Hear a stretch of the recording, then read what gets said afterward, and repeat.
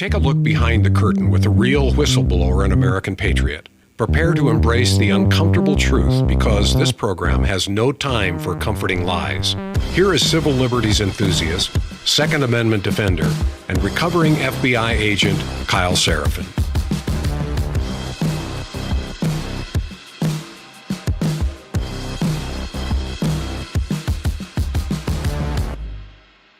Well, hello, my friends. Welcome to the Kyle Seraphin Show. Today is Thursday. It is March the 19th. And today's show is going to be a little different than many of the others. You know, you see the shot coming in. If you guys are video watchers, you notice that, it's just one guy sitting behind a bunch of screens, and I've got a mixing board in front of me and a microphone, and that's the podcast. And so every morning I get up, I gather as much as I can. I grab all the information that I think I want to share with you, and I do my best to curate it and organize it and put it all in the right place where it's going to look produced, it's going to look thoughtful.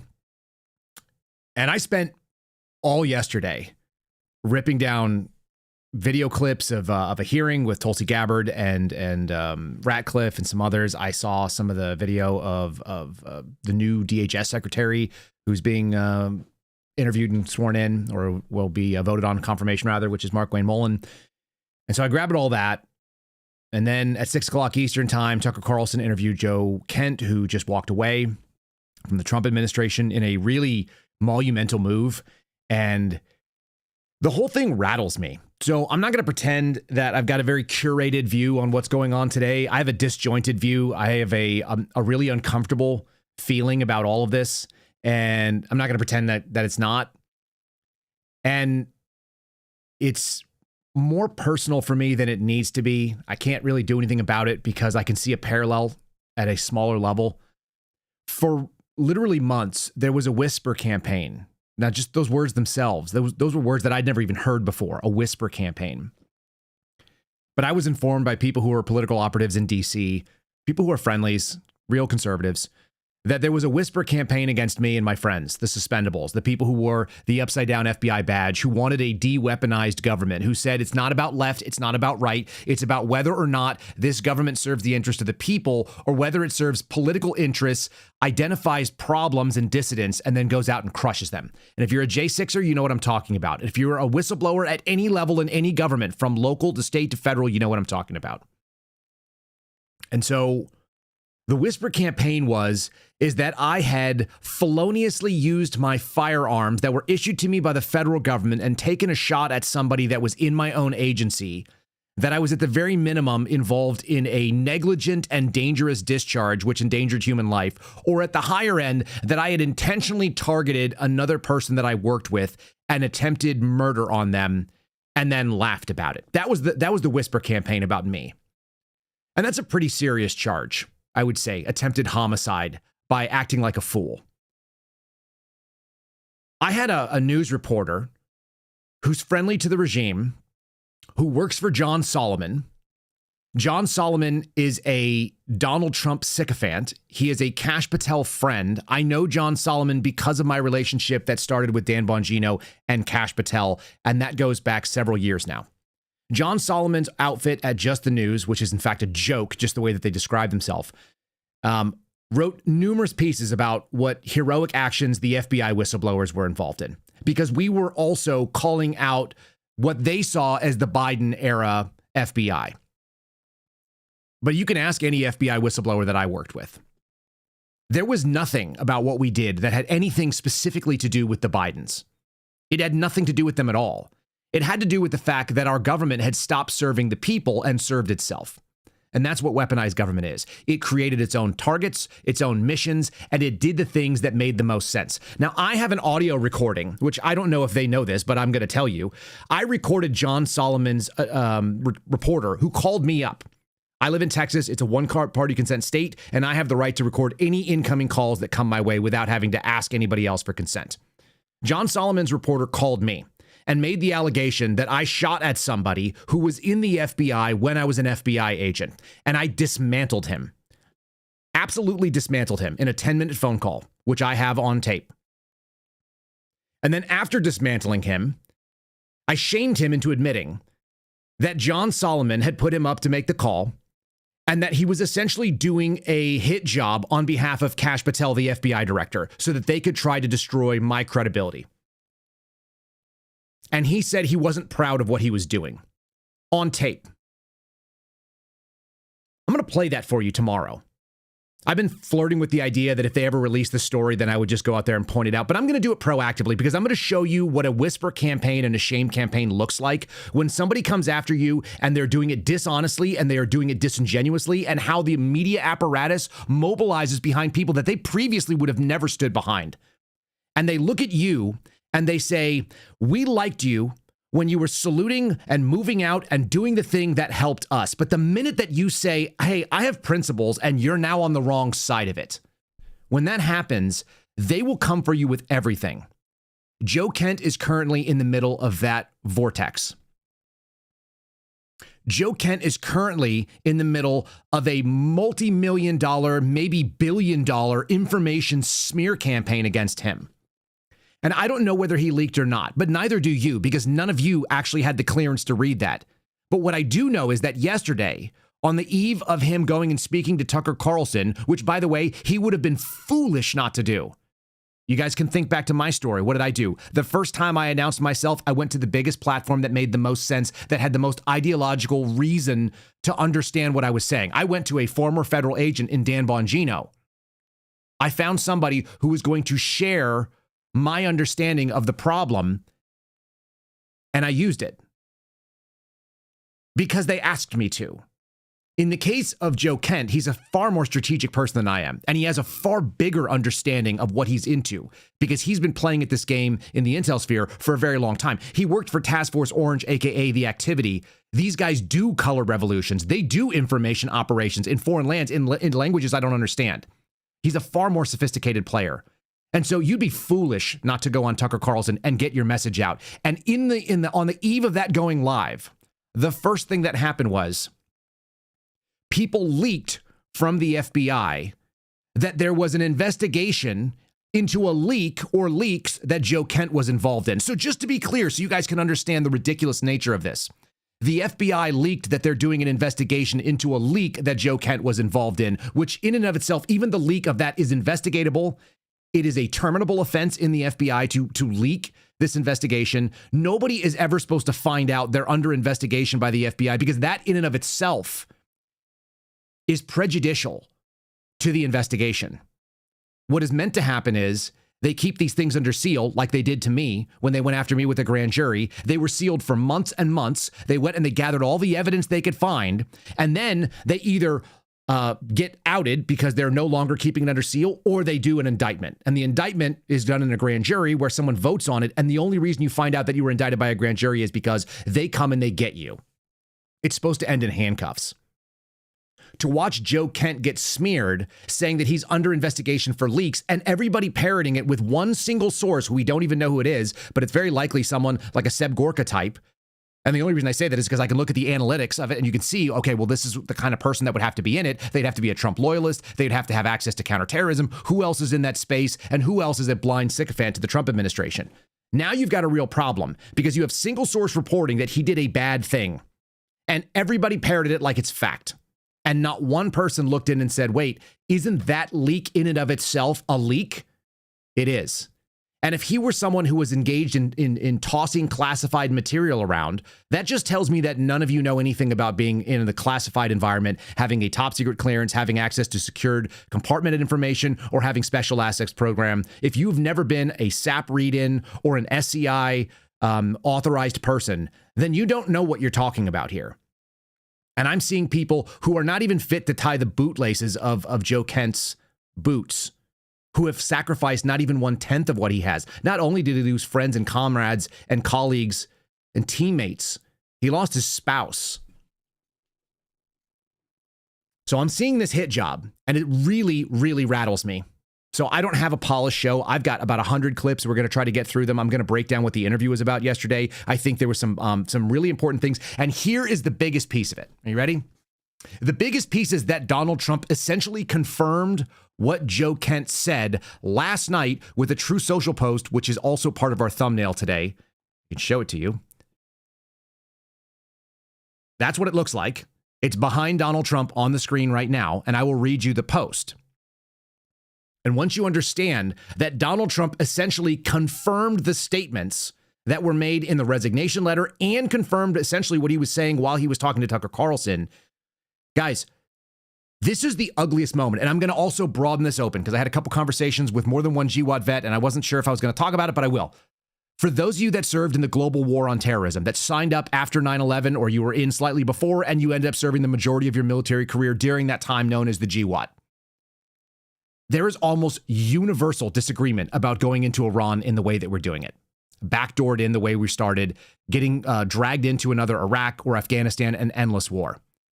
And so the attack on a Joe Kent, this is an attack. This is a coordinated attack. There's no question about it. It's across media sources. Everybody seems to agree. The CNN people have picked up the same line that the people on Fox News have, that it's anti-Semitic to say that the Israelis would work against U.S. interests in favor of Israeli interests. That's bizarre to me and absolutely ridiculous. It's totally disingenuous. So this could be, and it likely looks like, the first shot at the break between the Vet Bros, GWAT veterans, of which I would say Joe Kent is a crowning example. You don't get to do Ranger, Special Forces, Tier 1 mission unit, CIA paramilitary after the fact, and then end in a director-level role fighting counterterrorism. That's the top of the food chain. There are a lot of people now who are honestly looking at this going, this is a real serious problem, that we are getting the exact opposite of what we voted for. There's a reason why I've been harping on Agenda 47, and I suspect there's a reason why Agenda 47, which included making America affordable again, and 95% domestic agenda, with the 5% of it being we're looking for peace in the world and no World War III. We're now hearing people like Glenn Beck talk about World War III. Glenn Beck is a bootlicking Trump apologist and also a Zionist. So when I hear him say that, we're in a real bad place. And you're seeing a break between the people who fought in the last war and the people who are trying to tout this war like it's somehow something to be good. And they can't even get their card straight on whether it's a war, whether there was an imminent threat. There's talking points about that as well. All the things that were addressed in Joe Kent's letter are now in the media sphere, and they are trying to cover all of it. And they are trying to angle it so that they can say he's the problem. We've always had imminent threats, etc. They're redefining terms. Everything about it is a misinformation op that I can see, which is exactly what Joe Kent accused them of, a disinformation op. Now, whether it's funded by or moved by the Israelis, or whether it's just by people who want war and they're part of the military-industrial complex, none of that stuff has to be determined. I can recognize what an operation looks like, and so can you. So we're going to do that. And the problem, I think, the biggest problem that they're going to have, whoever the hell it is that's pulling these strings, is that it is 2026 and you are using 2003 level tactics on us. And there are far too many people in the decentralized news media, by the way, that was covered by Tucker and Joe last night. We know what you're doing. We can watch you do it. And the people that you parade out have lost their authority to do so. And that includes the Mark Levins and the Glenn Becks and the Dan Bonginos, the Kash Patels who are sitting there in official government positions. And the folks that should be the dissidents, they are being awfully judicious with their words in people like Tulsi Gabbard. And the people that are war hawks and are problematic in the first place, the John Ratcliffes who were testifying yesterday, all of us can see that as well. I want you to consider that the 2026 MAGA, not like independent, conservative, not GOP widely, but the MAGA opinion right now is we're supposed to trust the FBI and the CIA despite the fact that 99% of the same people still work there. How does that sit with you guys? We're gonna have a long one of sharing a lot of information. So now you're set. The table has been set. That's where we're going. I understand that was a long lead up. This program is sponsored by Patriot Protect. I appreciate them doing what they do, which is sponsoring our program. Guys, we're coming into tax season, so let's consider that tax season might be one of the worst stretches for data breaches in the country. In the last 90 days, government contractors that handle Medicaid and payment benefits for 46 states got hit with ransomware. I know for a fact that my healthcare information was also stolen. I got 4 letters behind me saying as much. 25 million Americans had their social security numbers, medical records, and home addresses stolen. The Texas Attorney General called it potentially the largest data breach in American history. Panera Bread, 5 million customers exposed. Under Armour, 72 million customers exposed in a data hacking and dumping onto a forum. All these are record-setting coming out of 2025. This country saw over 3,300 data breaches in just a single year. So it matters to you because it's tax season, and this is when The criminals are going to try to steal things like your tax returns, the money that you've earned, the refunds, get access to all of your private information. The IRS has flagged over 2 million returns for identity fraud last year alone, and they don't do much about it, by the way. I was actually talking to an IRS agent yesterday. They don't really go after this fraud because it's too small. If you guys are worried about this, and data broker websites, if you want to get your data broker and people search stuff out of there who are publishing your name and your address and your phone number and so on, check out Patriot Protect. The website is patriot-protect.com/KYLE. Use my name at checkout. Save yourself 15% on any of the annual subscriptions. Choose your level of risk, choose your level of filtration, but at least get the search and destroy protocol that constantly scans the web and Google for these 200 plus data brokers and people search websites to try to at least remove yourself from the biggest piles where scammers will try to target you. Again, patriot-protect.com/KYLE, patriot-protect.com/Kyle. There is a link in today's show description as usual. We're going to dive into it, and I'm going to be basically queuing these videos up on the fly. Here we go.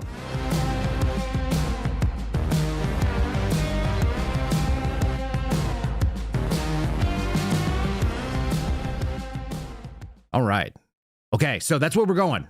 Chat, welcome to the program. This is our chat. It's on the screen. You guys are already kicking through. I haven't even been able to see it because I had to think about what I was telling you. I thought it was pretty important that I get it out properly. Let's start with a couple of AI questions. Okay. Very few people that I know are experts in the Middle East. We all have a cursory understanding of it. We have sometimes a slightly better understanding based on time we've spent over there. I've got friends that are currently living there. I have friends who have litigated in a number of different countries in the Middle East. Maybe you guys have the same sort of story. Let's go with this. The argument in favor of Israel is the greatest ally in America. It's the aircraft carrier that's sitting in the middle of the Middle East. Have you guys heard this before? Israel is essentially a cheap aircraft carrier that just sits in the middle of the Middle East. How many military bases does the United States have in Israel? You wonder. These answers seem to be pretty accurate. If you guys have better information than that, let me know. Here's what it says. This is a Gemini, Google Gemini. The United States maintains a small, permanent, and often classified military presence in Israel, centered on radar facilities like Site 515 in the desert. There's an air defense school. It's often co-located with IDF forces. While some reports indicate that there are hidden, specific, limited presences for missile defenses, others suggest a larger, evolving cooperative, blah, blah, blah. That's not the same as having an aircraft carrier per se, although an aircraft carrier is limited and small. So then you start wondering about the other places. Tucker Carlson is accused by people like Mark Levin of being on the payroll of the Qatari government. That's a pretty serious allegation, although it's an allegation that doesn't really matter because we don't actually prosecute FARA as a standalone charge. We being the federal government of the United States, aka the FBI. I know that because I went to the FARA section and I asked them, hey, can we prosecute FARA? And the answer was, no, we don't do that. We just send letters. And if you listen to this program, you've heard that before multiple times. How many military bases does the United States have in Qatar? There's one primary major U.S. military installation. Right, it's the southwest corner of Doha. It serves as the forward headquarters for U.S. CENTCOM. It's the largest military facility in the entire Middle East, hosting over 10,000 military personnel. That's in Qatar. All right. It says it's a critical function for the Air Force with their command and control operations, with their intelligence and their operational gathering. Host the 379th Air Expeditionary Wing, the largest wing in the entire Air Force. Qatar has put $8 billion in. Qatar is going to come up more in a second. And you ask another question. Do we have bases in Kuwait? I mean, I grew up during the first Gulf War and the second. Kuwait hosts the largest number of U.S. military bases, several key installations supporting roughly 13,500 U.S. forces. Some sources indicate as many as 8 sites. Primarily, there are Army and there are Air Force bases that are in there. There are other places than Israel that are closer to places like Iran, for whatever it's worth. So, that being what it is, I also want to consider this is the sort of information on the back end of what we're talking about today. And this is the one that's going to have something to do with leaking classified material, which is the ongoing talking point. What you're seeing right now is an executive order from December 29th of 2009. This is under the Obama administration. This is Executive Order 13526. We've covered this historically on the program, but not in the last year that I recall. This is something that was very relevant in the classified documents case when the FBI predetermined that we were going to have a problem with classified documents at Mar-a-Lago and that a president had taken unlawful classified documents. You guys remember that? And then everybody said that the FBI was the problem, rightly so, because the FBI used tools that were inappropriate. And then they told everyone they were going to do it. And then they did a raid at Mar-a-Lago. You guys remember this story? Executive Order 13526. Classified national security information is the topic of this executive order. This order prescribes a uniform system for classifying, safeguarding, and declassifying national security information, including information related to defense against transnational terrorism. Now, original classification, it describes what it is, the classifying authority, where the information is owned. It's under the control of the United States government. So in other words, we can get things that we classify, but it's hard to say if we don't own them that somebody else can't share them. The original classification authority determines what unauthorized disclosure of the information could reasonably lose. In other words, we classify based on the damage it would do. There's a certain amount of risk when you classify something secret if it gets out. There's supposed to be a certain amount of risk if it's top secret, and then we have additional compartments and tighter lockdowns above. They're inside the category of top secret, but they have additional controls upon them. So when someone tells you I had it was above top secret, it's like, yeah, kind of not really. And how do I know that? It's because the information may be classified at one of the following three levels. There are only three levels of classification. There's actually a fourth, which would be unclassified, but that's to say that that's not one of the classified levels. So there are four levels that it could be, and there are only three of them that are actually classified. One of them is confidential. It shall be applied to information, the unauthorized disclosure of which could reasonably be expected to cause damage. So reasonable expectation of damage to national security. Then there's secret. This is the working space for your average FBI agent. They work in the secret space. The unauthorized disclosure of which could reasonably be expected to cause serious damage, not just damage, but serious damage to the national security. And then we move on to top secret. Unauthorized disclosure of which could reasonably be expected to could cause exceptionally grave damage. So it's damage, serious damage, or exceptionally grave damage. You guys can see how nebulous and vague these things mean. All right. And then you get down to classification authority. And the reason this is going to be relevant because all these things have to be proven when you're going in a court of law to go after a leak case. It has to be classified. The person could not have been a person who could have access to declassified and so on. The authority to classify information originally may be exercised only by, one, the president. Agency heads and officials designated by the president. That would include directors, like the director of the FBI, maybe the director of the National Counterterrorism Center would be an agency head or official. United States government officials that have been delegated this authority pursuant to paragraph section C. And then officials authorized to classify information at a specific level are also authorized to classify information at lower levels. So if you could do the top, it's backwards compatible to the lower. It also means that these people have the ability to declassify things that originate within their own agency. I'm telling you this because there are specifics that have to do with what classification is. And hopefully that's informative to you. If you've never held a security clearance, it's not sexy. It's not super fun. It's actually kind of litigious and boring and frustrating. And you have to sign a bunch of papers and NDAs. It doesn't mean that you know everything that happens now that you have a TS clearance. Suddenly you're aware of all the secrets. No, it just means that if you need to know a secret, then you can be read into that program individually. As an FBI agent, I had the ability to be read in on, let's say, like the Q programs, which were the Q programs are an energy clearance. And I worked with Department of Energy, but we didn't have any specific cases that required me to get a Q clearance. So I didn't get read into the Q program. But I could have. I was authorized to. I just didn't need it. So need to know also dictates. It turns out at agency level heads, you get read in on all these things, including things called special access programs and some other stuff that is beyond. The problem is that the security clearance program, often as not, is used to jam up people. It is a way to backdoor pull you away from your job. In the case of me, I had my security clearance suspended, which meant that I could no longer pop into any of the FBI spaces, which means I couldn't do my job. And so they were able to do a backdoor employment action against me by coming after something that the United States government has the sole ability to authorize. And you have no right under the Constitution. You have no right under any case law. There's a case called Navy versus Egan, which says that the military or the civilian government has the sole authority to decide whether or not you get a clearance, and you cannot appeal whether or not they want to take it from you. Okay? So all those things are really important to understand.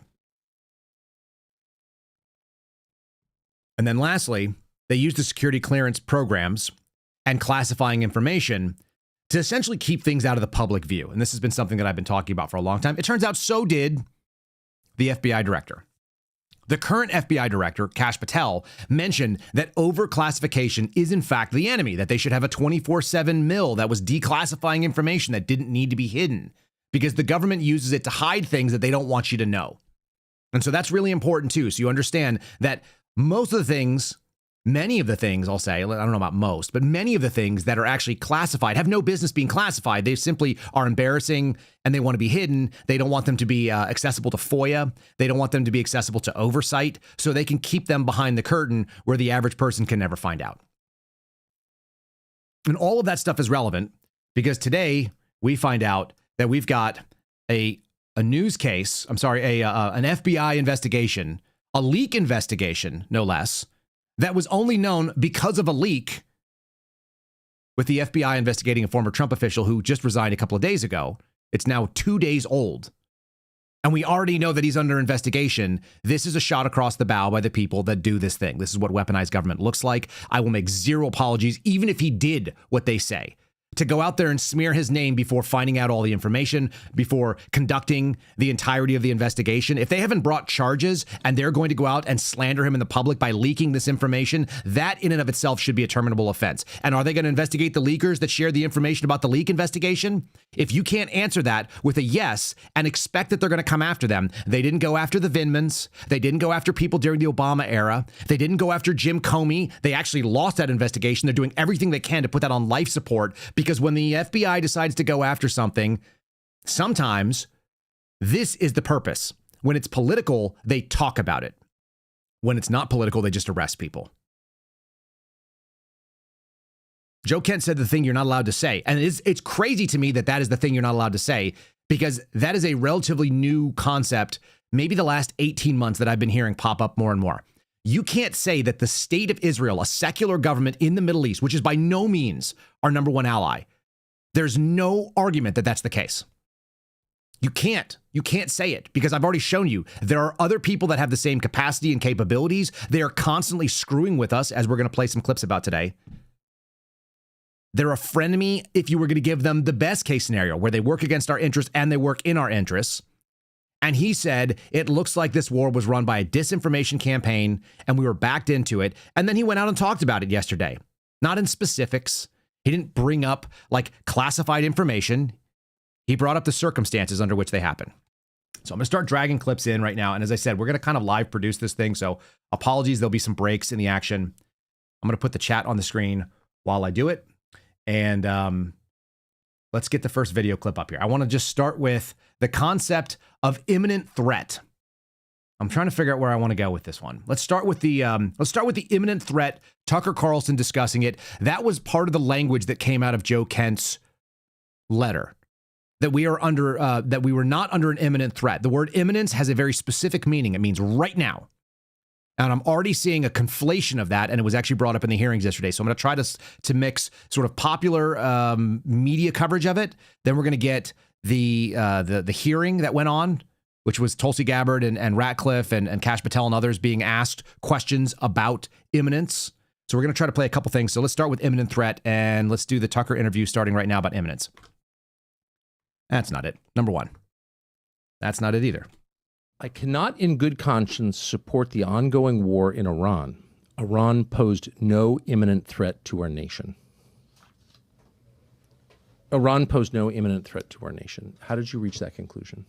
I think this is key. I mean, this would be more challenging to explain had the Secretary of State, the President, and the Speaker of the House not come out and said that we conducted this attack at this time because the Israelis were about to do so.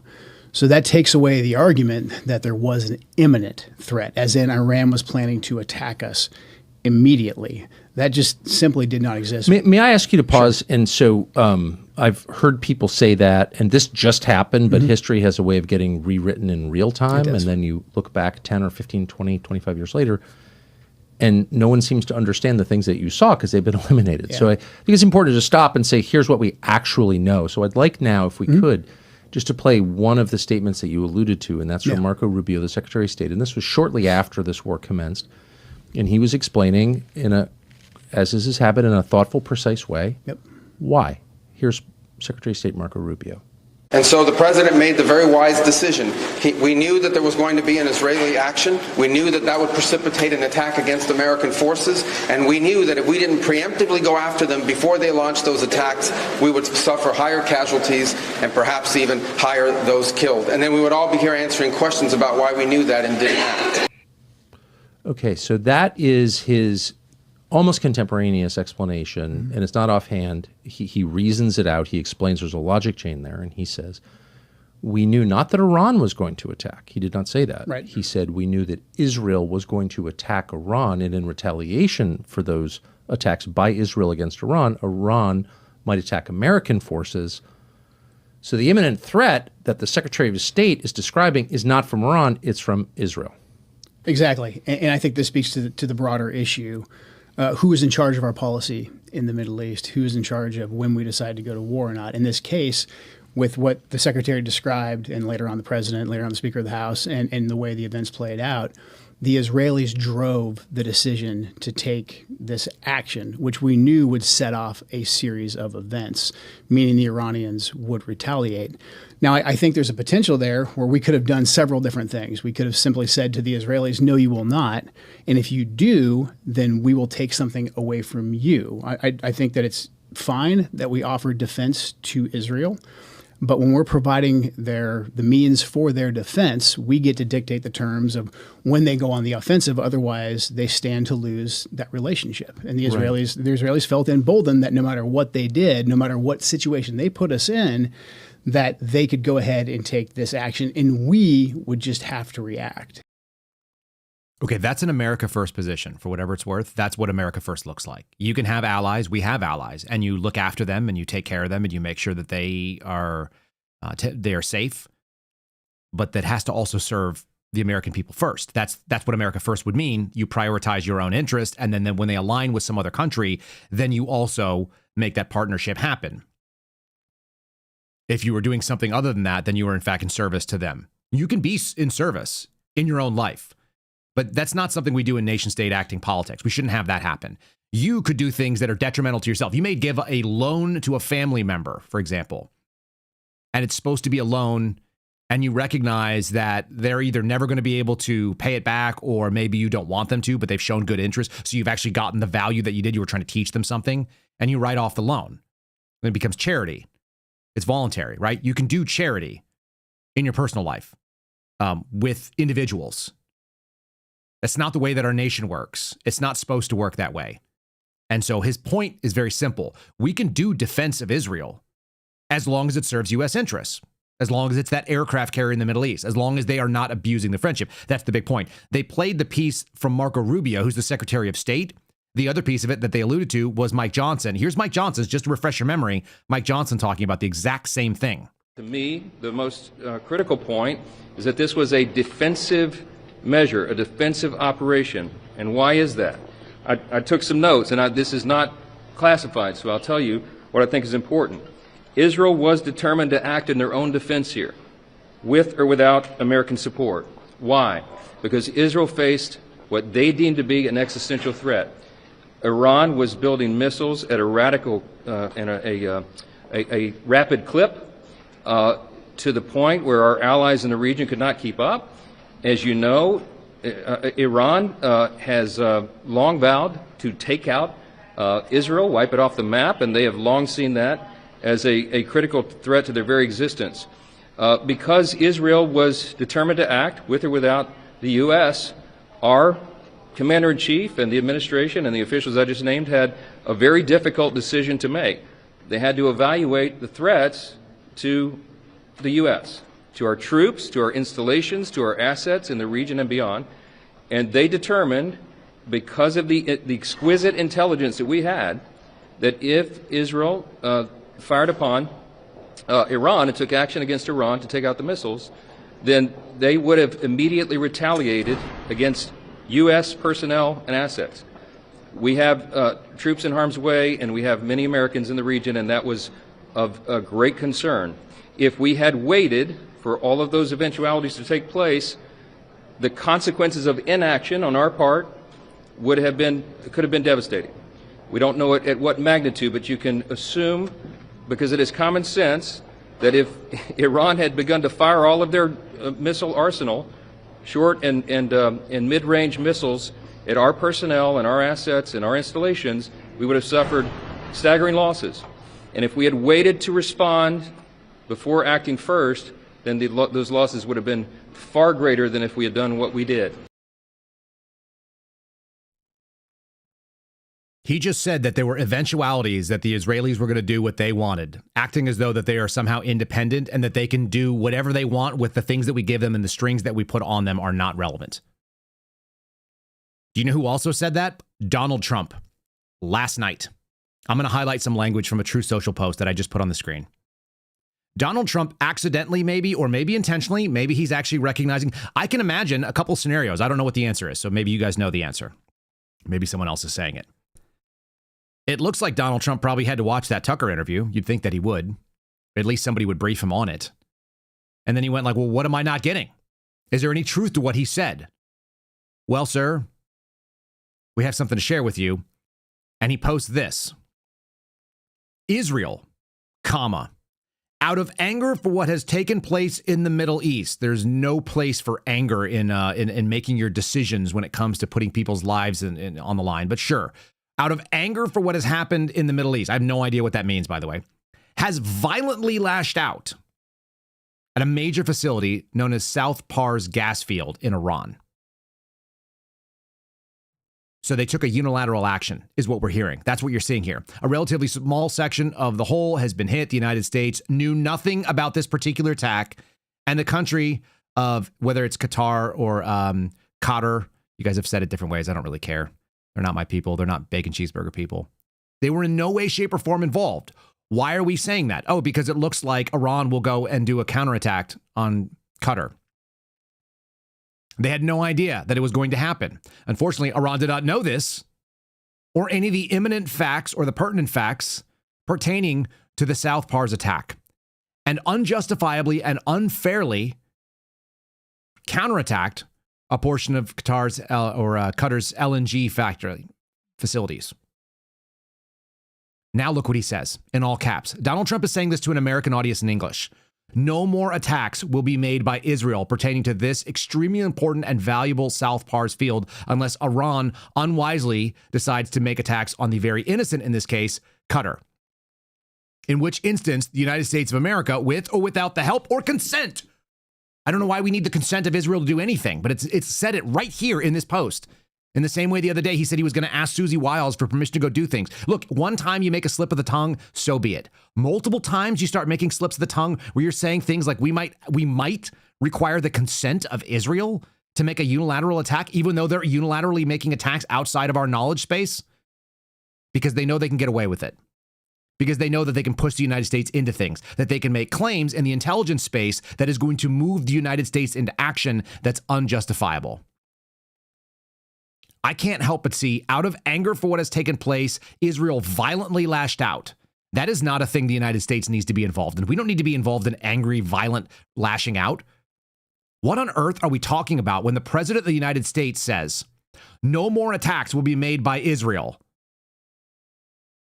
And he's declaring it in a social media post of all things. How strange. Okay. I'll post this over on Locals if you guys didn't see it. It's already in my timeline. I think this justifies what Joe Kent said about being wagged by a much smaller dog. We're being pushed around by someone like this. We're asking for consent and we're saying that they are operating unilaterally. All of that is bizarre. All right. On top of that, we've got Mark Levin, who is a Zionist. There's no question about it. He thinks that defense of Israel is important. He thinks that being American means that you have to be in support of Jewish ideology. Like, I've listened to his words. They're nuts. They don't actually align with anything. He's tried to conflate the ideas of the founding fathers, or somehow that if you are American and you share American values, that you are now like Jewish values, which means that you're not allowed to question this foreign country, which apparently is operating off grid. And they're doing things without consulting with us, their greatest ally. Right? Isn't that a two-way street? If Israel was our greatest ally, wouldn't they also look to the United States and say that's our greatest ally? Or do they look at us the way that intelligence capabilities do, which is that the United States is an asset? And those are not the same things. You can burn an asset. You can abuse an asset. You can use an asset to get things the way that you want. An ally, you also want to see like mutual gain. This post by Donald Trump is not him like, I'm so excited that we are working with such a great partner. They gave us a heads up and then they did something. He's like, these people pulled a thing and then they're like maybe looking to apologize instead of asking for permission. Mark Levin is telling you that there's always been a problem with Iran. We're going to redefine the term imminent threat. So I have a couple of clips of that. We're going to start with the one from Mark Levin. Imminence is a concept in the legal sphere where it means it is right now. And they are trying to redefine the term imminence to mean ongoing threat. So they are actually trying to move the needle on what the word imminence means, to try to act like it's always been imminent. I'll just ask all of you, after you listen to Mark Levin's clip, I want you to think about this. Are any of you currently under assault, attack, or in actual imminent danger? Like if you walk outside, you're going to have Iranian assets destroy your life, your livelihood, your physical property. Is there any possibility that Iran is going to destroy something in the United States where you live right now today in short order? That's what imminence is. Is imminent 9/11? You have to be hit before you act. Is imminent Pearl Harbor? You have to be hit before you act. Iran has attacked us so many times I can't even count it over the last 47 years, including trying to assassinate our president, including killing almost 250 Marines in their barrack, including killing almost 1,000 of our military in Iraq and maiming thousands of others, attacking 2 of our embassies directly and through surrogates, and the list goes on and on and on. They've attacked us. They're at war with us, and they tell us, we get nuclear weapons, we're going to use them against you. There's a deputy director of national intelligence. His name was Joe Kent. When Mr. Kent was appointed, he was well aware of all of this. Mr. Kent himself, when he was running for office, stated virtually the same thing the president had stated. The reporting yesterday is the man was a leaker. Now, if you like this little clip that you just saw, please head over to YouTube and subscribe. Go ahead and subscribe to the Kyle Seraphin Show if you're over on YouTube. If you like that little clip from Mark Levin, you might be retarded. You might not have any clear understanding of what happens in the world, and you might really like to have a propaganda op shoved into your rectum, not in the normal place like your ears. So if you enjoy that, please go and subscribe to Mark Levin. If not, join us over here, where we don't talk to you like this, and we don't tell you how to think about none of this. I'm sharing with you information that I don't think Mark Levin has any access to. Mark Levin's never held a security clearance as far as I could tell. He's also never been in the military. I don't think Mark Levin's ever been in a fight. I don't think Mark Levin has ever had a hand laid on him in anger. That's just my take. Like us on Rumble, like us on YouTube. You may hear a Spotify ad right now. We're going to monetize the channel as we can. What I won't do is sell you gold like Mark Levin does. Tucker Carlson also recently called out all the gold grifters. If you guys want to go back, you can see that we did gold shows starting in August of 2024, pointing out that the minute that you get any audience that's going to include Christians over the age of 50, then you start getting approached by these predatory gold companies. I'm just going to do a quick little aside onto that for a moment. I'm not trying to toot my own horn, but let's just be honest. I was able to recognize that these people were thieves right away because I had 3,000 followers on Rumble, which is essentially nothing. We had an audience of a couple hundred every day. And I had gold companies offering me $3,000 to $5,000 a month plus 10% of every gold IRA that got rolled over. Do you have any idea what the margins on gold look like? They're in the single digits. Even if you go with someone like Kirk Elliott, who's regularly on the InfoWars show, if you go with Kirk Elliott, you'll pay something like 8 or 9%, and it's fixed. And they tell you up front what the percentage is over spot. These other companies, they charge you 50 to 200% over spot, and they make up fake false, scarcity. I've had Andy Scheckman in, who owns Miles Franklin. They'll sell you gold at spot or just above it, and they still make money. They actually even have affiliate programs that we might sign up for if you wanted to buy bullion from them, coins that are, like American Eagles and so on. And then I did another show on it with Dale. What's Dale's last name? No, I can't think of it. You guys will know what it is. Rose will know in the chat what Dale's name is. Sorry, Dale. I know it starts with a W. We did a whole story about the insider look at it because he was a COO or a CFO of a gold company doing this exact same thing.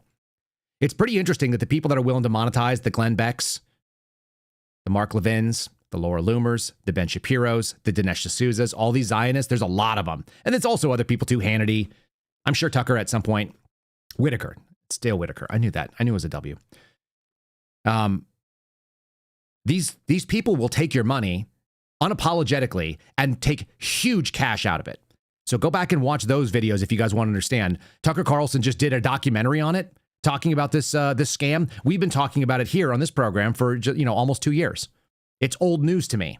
I'm happy that Tucker is putting it out there. It's nice to see a bigger audience receive information. But it was obvious to me the minute they came to me and offered me way more money than anybody would and anybody should, because the amount of margin that they could afford to pay out was insane. And all they're doing is buying your trust with a voice that tells you things that you think are true. If those people are willing to abuse you, and by the way, Birch Gold is one of those companies, and Gold Co. and so on, and I'll name the names. I don't give a shit. They've all reached out. Hartford Gold Group. I get multiple offers to have gold companies come on and sponsor my podcast regularly. There's no chance that I will do it. And anybody who's looked into them long enough knows what's up. So anyway, that's Mark Levin for you. All right, should we do another one of these imminents? Let's do imminence right here. Imminence number 2. This is going back over. How about this? This, I think, is coming from Fox News. So we've gone from sort of like loudmouth, fake podcast. How about an American congressman who we know is in bed with AIPAC, because we've played you those clips here. This is Congressman Shehi out of Montana. Well, I think, I can't speak for them, but I think a lot of folks believe that America first doesn't mean more military intervention unless the threat was clearly imminent to the country. I think that's what a lot of them believe, and a lot of people are very supportive of the president and almost everything he does. Was it an imminent threat in your mind? Why are we talking about imminent threat? Oh, because we have to get imminent threat into the lexicon because it was addressed and everybody knows that it wasn't an imminent threat. Now let's see if we can move the standards. No question. They've been murdering us for half century, blowing up our embassies. But that's not imminent, is it? Well, I think it is. I mean, 43 Americans were killed on October 7th.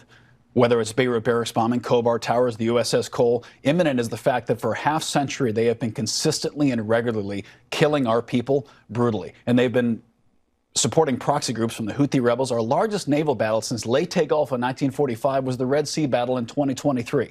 So to say that they're not imminent belies a half century of history of what Iran's been doing to us, to our allies, and to the global economy. Not only that, they're an attack dog for China. China loves the fact that a sanctioned Iran gives them oil for cents on the dollar.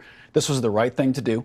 And I think what President Trump has recognized is he's not going to pass this problem on to a fourth generation of American citizens. Did you just hear him say the one funny thing that was the quiet part out loud? We did talk about on this program some of the reasons for war and why you would do it, and that there'd be an attack on China.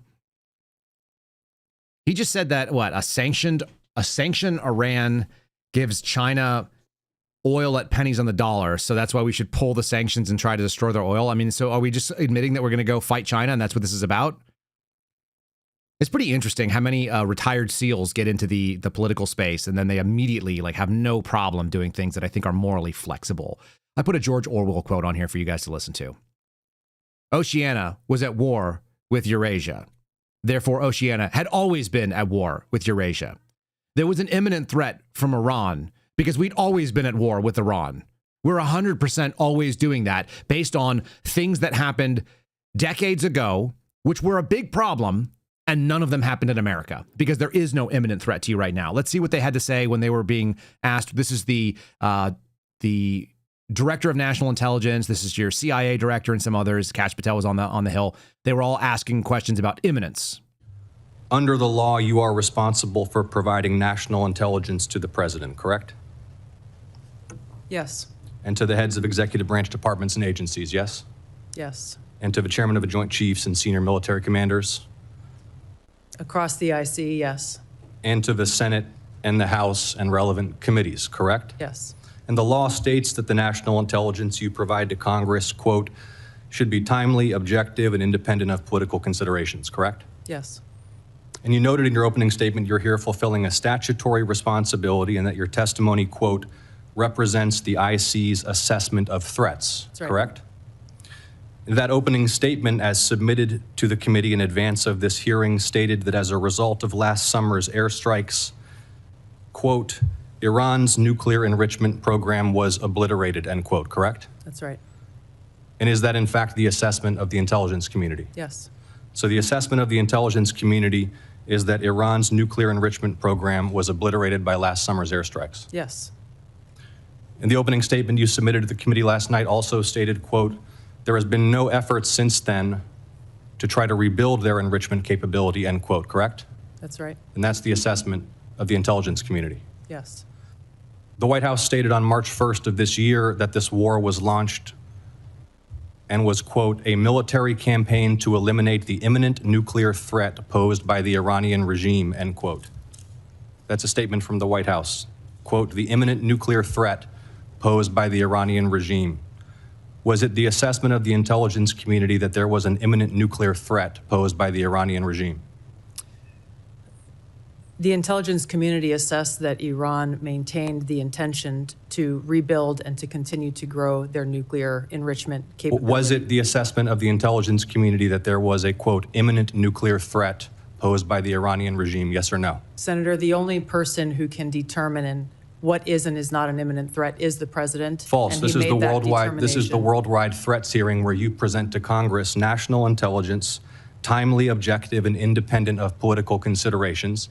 You've stated today that the intelligence community's assessment is that Iran's nuclear enrichment program was obliterated and that, quote, there had been no efforts since then to try to rebuild their enrichment capability. Was it the intelligence community's assessment that nevertheless, despite this obliteration, there was a, quote, imminent nuclear threat posed by the Iranian regime? Yes or no? It is not the intelligence community's responsibility to determine what is and is not an imminent threat. Okay. That is up to Here's the the president problem. based on a volume No, of information it is precisely that he receives. It is precisely your responsibility to determine what constitutes a threat to the United States. This is the worldwide threats hearing.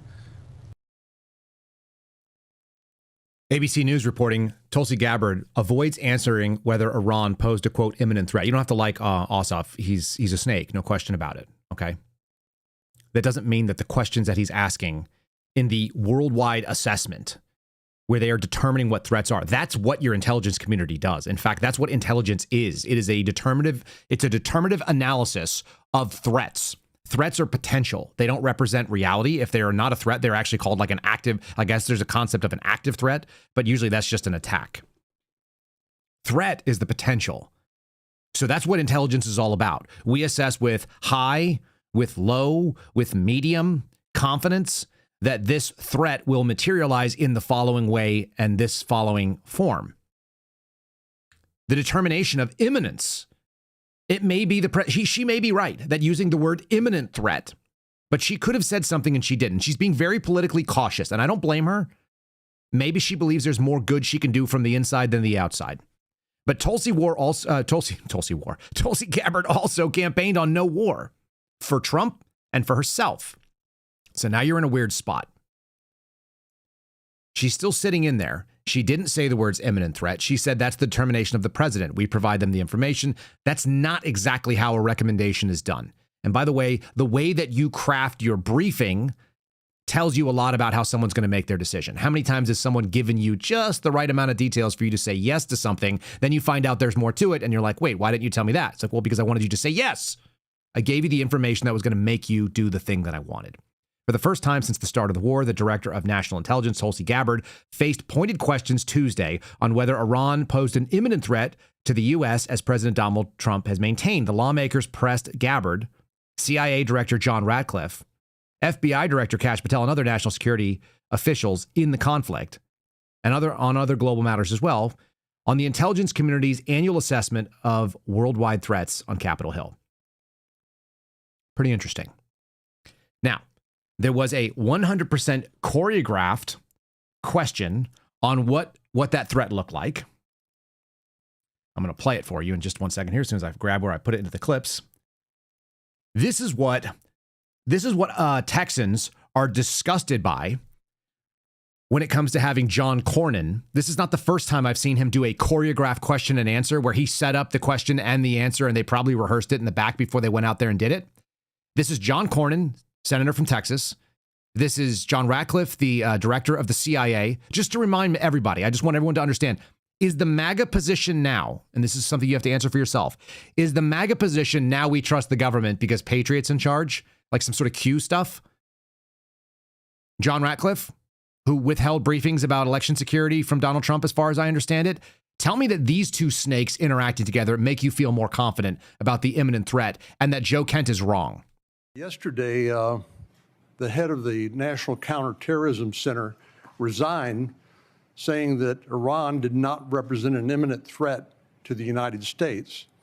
Is there anything to indicate that Iran had ceased in its nuclear ambitions or in its desire to continue to build ballistic missiles capable of threatening American troops and allies in the Middle East? Senator, no. In fact, the intelligence reflects the contrary. So you disagree with Mr. Kent? I do. I would think any fair-minded assessment of the situation, even based on open sources, would reflect the danger the regime poses to the United States. Isn't it true they've basically been at war with the West since 1979 during the Iranian Revolution and have American blood on their hands? That's absolutely correct. I think Iran has been a constant threat to the United States for an extended period of time and posed an immediate threat at this time. Oh, he forgot to use the word imminent because we're not doing immediate threat. We're doing imminent threat. You got to stay on target. That was a slight deviation from the script. Remember, we've always been at war with Iran, and that's why it's an ongoing threat. Super important. Here's Sean Hannity telling you what you're supposed to think. Didn't happen. Now, 460 kilograms, they're bragging about it. In 10 days, that's weapons grade, 90% enrichment. That's 11 bombs. The president was unwilling to take that risk. There is no doubt it was an imminent threat. Yeah, none at all. And why can't you find this anywhere but on your show and some other conservative outlets? This is a nightmare for the American liberals and American media who, quite frankly, fear Trump being successful more than they fear the Ayatollah having a bomb. That's how sick these people are. If it were known to the American public that they were less than 2 weeks away from having 10 bombs and Trump acted, it would change everything. They're suppressing this story. To my friends at the White House, you should take this story and run. It is national security malpractice not to be telling this every day. Steve Witkoff and Jared Kushner were able to find out from negotiating with the Iranians how close they were to a nuclear weapon. Instead of running in fear, Trump blew up their enrichment facilities. I cannot stress this enough. When President Trump was told they have enough 60% highly enriched uranium to make to get to 90% in 2 weeks, which would be 10 bombs, he blew up their enrichment facilities so they couldn't go from 60 to 90. He saved the world from a nuclear-armed Ayatollah. Nobody will say this in the mainstream media because it justifies what President Trump did. Nobody in the You're literally on Fox News. You're literally on the single biggest station in the mainstream media, and you're parroting things that you don't know to be true because you're not an intelligence professional. You're a likely homosexual senator who has a massive hard-on for war and Israel from South Carolina. That's it. That's who we're talking about here. You just heard CIA pin-wearing Sean Hannity tell you the official position. And it was about enriched uranium, which has the potential of being bombs, and it can be this number of bombs. You think that Sean Hannity has some sort of like high-level expertise on nuclear engineering and nuclear weapons manufacturing? Because I suspect he does not. He's just parroting what he's told. That's what's on the teleprompter for him to say. We got a problem. But we're building consensus inside of the MAGA movement. That's what's going on right now. Here's the second part of the information op. Everybody who agrees with me agrees with me. Guys, all the people that are Donald Trump supporters support Donald Trump at 100%. I want you to consider something. If you were going to call out who is the #1 purveyor of fake news per Donald Trump circa 2023, 2024, who was it? Was it CNN? Did he not have a pretty big hard-on calling them fake news whenever they pop up, you're fake news? Why is CNN touting the incredible poll numbers of Donald Trump and doing so in such a disingenuous way that it actually looks like they're saying something favorable about Donald Trump? They want Donald Trump to continue what he's doing. It is pretty obvious that the course he is on right now devastates him at the midterms, and CNN doesn't want him to go anywhere. They want him to stay right on that course. And I'm going to show you the example of that. This was tweeted out by Carolyn Leavitt, the White House spokesperson. It was also done by several other Trump advisors in the White House. That guy, like whatever his name, Peter or Stephen Chung, the heavyset, Asian-looking weird guy with the big fat head, he put it out. And every one of them said, 100% MAGA is not divided. Allow me to debunk this for you very simply. Here we go. This is a CNN clip. Again, is this not fake news anymore? And this is one of those. Because just take a look here. MAGA GOP view of Trump.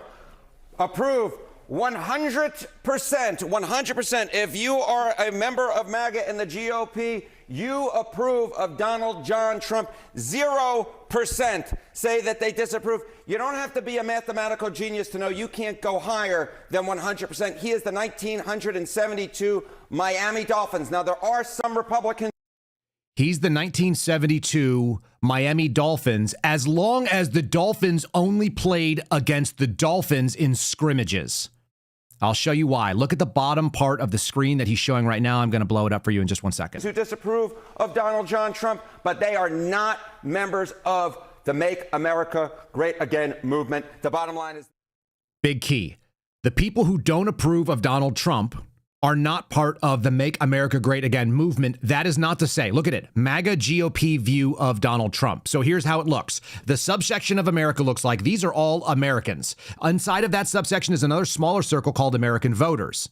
Okay. Inside of that is a much smaller, maybe 30% circle that's called GOP registered Republicans.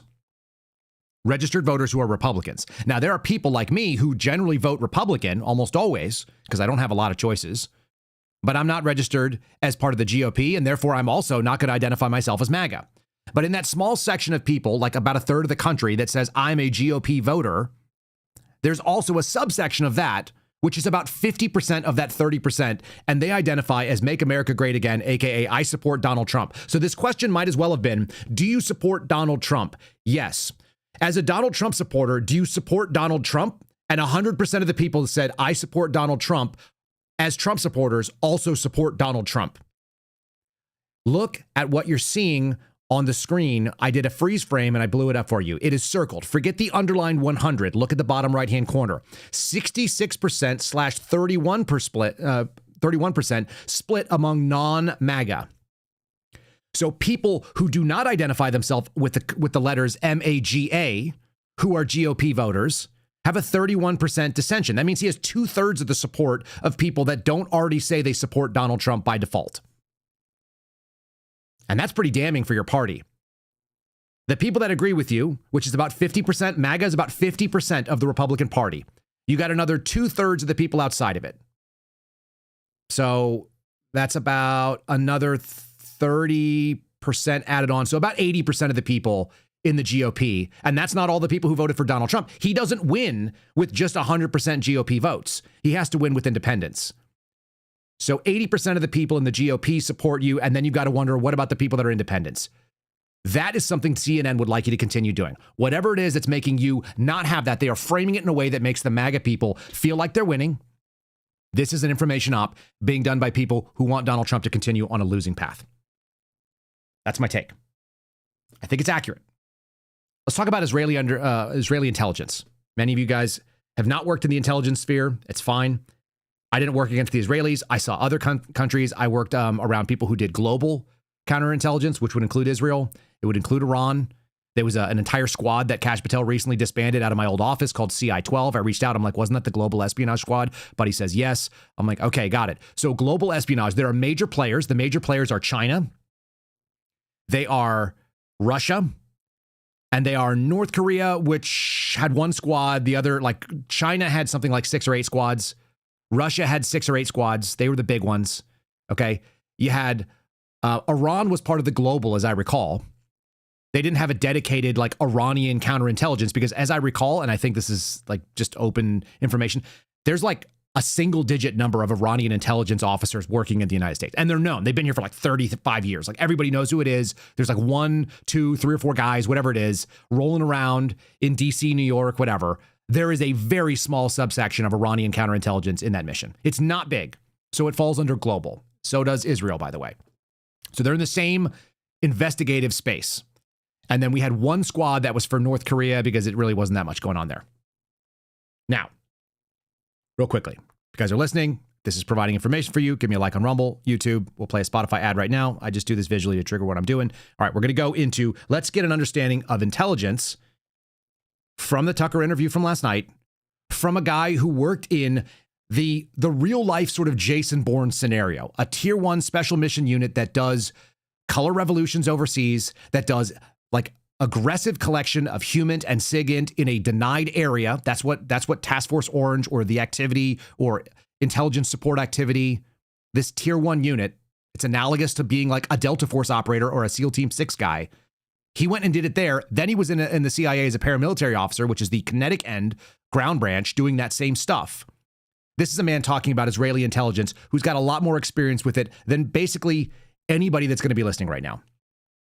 Here he is talking to Tucker about it. You're not some guy on Twitter. You're a senior, as of yesterday, you were a senior U.S. Intelligence official who's not hostile to President Trump, who's not going to here to write a tell-all book or launch a media career. So I think you're a sober voice on this. And just to be clear, there was no intelligence that showed an imminent threat. There was no intelligence that showed they were on the cusp of building a nuclear weapon. There was no intelligence, indeed, that showed they were trying to build a nuclear weapon. And nobody said, I've seen it, but you haven't. It exists, but you just haven't seen it. Did you ever hear anybody say there is intel that shows this? I did not, no. But I know how this works. I know the Israeli officials, some in intelligence, some in government, will come to U.S. government officials, and they will say all kinds of things that we know from our intelligence just simply isn't true. And they'll say, hey, I'm giving you a preview. It's not in intelligence channels yet, but here's what's going to happen. And that doesn't usually come to Wait a second. I mean, I thought that U.S. policymakers made their decisions on the basis of intelligence collected and or vetted by our intelligence. That's why we have intelligence agencies that soak up hundreds of billions a year. But you're saying that Israeli officials short-circuited the entire U.S. government and just went right to American policymakers and said, it doesn't matter what your country says, here's what we know? Is that what you're saying? I mean, usually they're pretty slick, and and they'll say, hey, this isn't in intelligence channels yet because it's going to take some time to get there.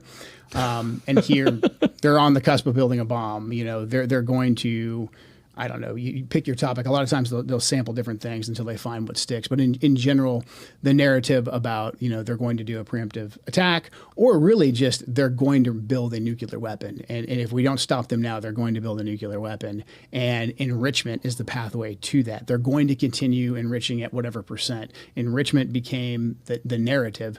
And so that hung up and that short-circuited and really sabotaged the entire negotiations, because the Iranians basically said, like, we're not going to negotiate if the whole starting point is no enrichment. And again, that had nothing to do with a nuclear weapon, and the Iranians essentially agreed to that. So the Israelis came in, they moved that red line, and they would do a lot to say, like, oh, they're enriching, and you know what that means? That means in X amount of time they could have a nuclear bomb. You have to ask now. And then the way the ecosystem would work is that the talking heads on TV, you know, your Mark Levin's, Sean Hannity's, et cetera, they would say basically the exact same thing that night on TV, or there would be a piece written in the Wall Street Journal, the New York Times, that would say something very, very similar. Yet, if you looked in classified intelligence, we didn't see any of that. He just told you what the pipeline looks like. And I just showed you Sean Hannity saying the pipeline thing. There's a politician, Lindsey Graham, some friendly Zionistic type who's going to go ahead and back Israel, who's told you they stand with Israel over the top of the American people. And it's very strange to see it. I don't know why people do that stuff. Like I said, substitute any other name, any other country in there, and you'd be like, what the actual F? Why are you talking about Uganda? Why are you talking about Yemen? Why are you talking about the Philippines? Like, even if your family is from the Philippines, it's bizarre. If you saw Ilhan Omar regularly talking in English to an American audience on MSNBC or MS Now or CNN about how we need to prioritize our relationship with Somalia, people would not vote for her. You can't get away with that anywhere else. You can get away with it about Israel, which is bizarre. And then Sean Hannity parroting the exact talking points. So what did we see just happen there? What just went down? He just explained to you that Israeli intelligence officials will go in, give quote unquote secret knowledge, which they know at the intelligence level is not true. The American intelligence apparatus is looking at it going like, that's not accurate. You've got secret knowledge that the Israelis say is not in intelligence channels. Everyone loves to get the inside scoop, by the way. Washington, D.C. is basically a long-term influence op. Can I cede my information to you? Every time someone gives me a tip, I assume it's a lie. Every time. Hey, the FBI is doing this. Who are you? Do I know you? Have I known you for a long time? Can I trust you? Probably not. If you randomly send me a tip with no bona fides and no ability for me to vet who you are with like a name and a field office where you work out of, if you're an FBI employee and you drop me a tip, hey, this is happening, I'm going to be running it down and I'm going to find a way to substantiate it. But what you've got there is single source reporting from an inside scoop going to a Lindsey Graham, going to a friendly politician, going to a Ted Cruz, and telling you, hey, this is the thing. And then immediately they've got a talking point where they can go and talk about it on the nightly news. And they got a Sean Hannity, or they've got a Dan Bongino, or they got a Laura Ingraham. And they can go out there and play it. He just told you the mechanism by which this happened. That is the disinformation campaign. And you also heard about the Red Line movement, right? The Red Line movement was very clear. The Israelis, and this is the entire point of what his resignation was about. He says that the Israelis took the red line of no nuclear weapons, which the United States has always said, and everybody who goes and quotes Donald Trump, he always said they should never have it. And they moved the red line, I would call it the goalposts, from nuclear weapons to any enrichment of nuclear material. For whatever reason, regardless of what anyone wants to say about it. When you start moving the goalposts and we're start moving upstream and we're going to now prevent upstream actions, it opens up the timeline and it makes a non-imminent threat imminent, which is why we've always been at war with Iran today, but we weren't like a month ago. A month ago, if anyone would say, hey, are we currently at war with Iran? People would be like, I don't know, like they've always been an enemy, but like they don't really have any imminent danger to Americans. Like they suck. Nobody wants Iran in the world, but they are there and they are going to be there. Here's another discussion of Israeli influence. I mean, look, the Israelis are tactically very proficient. Yes. They have a very competent intelligence service. And there's a lot that we can learn from them in the craft of intelligence. Yes. So they're very proficient. They're very good. However, whenever we get information from a liaison service, I think it's incredibly important to realize that it could be given to us to influence us as well as to inform us. And the way that I would see Israeli information, in particular coming from senior officials directly to our senior officials, that caveat just wasn't given frequently enough. And there's a lot of times, some of this is just because of bureaucratic practice, but a lot of it I think is just we feel very comfortable with the Israelis. A lot of them are dual citizens. They sound like us. They don't feel foreign. We kind of go into a more complacent mode where we trust a lot of what they have to say, not keeping in the back of our mind that they have their own agenda and we have our own agenda at the end of the day. Now, I'd say a lot of times we have the same agenda. It's very, very, I think, tactically the same when it comes to fighting Hezbollah, when it comes to fighting terrorism. Sure, but when it comes to what's our strategic goal in a war that's going to have ramifications for our nation, for the region, for global energy supplies, I think most folks right now at the Pentagon and the intelligence agencies, they would say us and the Israelis actually have a different objective here. I don't believe that our objective has been clearly defined because we're shying away from regime change. The Israelis are not shying away from regime change. They want to knock out lock, stock, and barrel the current government. They don't seem to have a plan for what comes next. Well, that was my next question. And I think you would have heard tell of such a plan. So if you're going to take out a government, I think it's fair to ask what replaces it. And I have asked a bunch of people, many people, this question, never gotten any answer whatsoever other than there's no plan. The Israelis don't have a plan because they don't care. Do you think that's fair? I think that's completely fair. I think as Americans, rightfully, we want a clear stated objective and end state for war. I think that's something that was born out of the GWOT, was born out of the Vietnam era. Americans want to know why we're going to war, what the end state is, and they can get on board in general if that's clearly articulated. That's not the case. We're going to break away for a second here. No more attacks will be made by Israel pertaining to this extremely important and valuable South Pars field unless Iran unwisely decides to attack a very innocent, in this case, Qatar. Israel, out of anger for what has taken place in the Middle East, has violently lashed out. If we have to respond, we will do so without the consent of Israel. Without the help or consent of Israel, the United States of America will act. Guys, if you listen to the interview that I did with George Hill, and this was prior to the kickoff in what happened in Iran, you'll remember that we discussed it. I've always looked at Israel as a frenemy, like a friend and an enemy, a friend that might stab you in the back, so you got to kind of watch them. George Hill described him in even much less friendly terms. And George Hill is not some great Jew hater. He's a freaking guy that worked in intelligence for 26 plus years in the military, and he had about 16 years in the civilian side as well. George Hill is a professional. He did threat analysis for a living, regularly. He's interrogated bad guys at Guantanamo. He will have no problems telling you that Islam is not compatible with Western ideology. So he's 100%, generally speaking, when it comes to the aims that also align with America, on board with the same things the Israeli would say to you. Except he understands that when someone comes in, he said you treat Israel like a walk-in. When they bring you information, then you look at it as no more credible or not credible as a random person on the street walking in. You have to go through the entire vetting process. Who is this person? Can we substantiate the intelligence? Are they coming with an ulterior motive or agenda? What are they? They're an unknown. They're an unknown. That is not the same as a frenemy. So my categorization has historically been probably too friendly if you listen to George Hill, and he probably knows a lot more than I do. So let's be fair about that. All right? That's what Joe Kent is saying, that we are too friendly with them because they look like us, they sound like us, they generally align with us when it comes to certain goals, when it comes to counterterrorism, and that we have the same enemies in the counterterrorism space. But that does not mean that we geopolitically align with them in the strategic interests. And he just brought up that GWAT that I brought up at the beginning, which is that Americans, since Vietnam, since the global war on terror, we want defined wins and losses. I did the same thing when I was working on a surveillance squad. I worked on a team that was essentially working for the FBI where it was like nobody wanted to be there because it was a loser. It was a losing job. To go and do surveillance was considered to be a political loser. It was a career killer. And that's where I went on purpose because I wanted to get away from all the politics that were going on in Washington, D.C. And we accidentally made it something that was useful to be on. I'll share with you how we did it. What I did is I went to every case agent because they made me a team leader, even though I was the most junior guy on the team. I had a lot of guys with 20 plus years in, and they came to me and they go, hey, will you lead the team? I go, why does the people who outrank me in pay grade run the team? It's like, nobody wants to do it. And I was like, fine, I'll do it until you find someone better or someone else wants to do it because I don't want to do it. It's real simple. So here we play the game.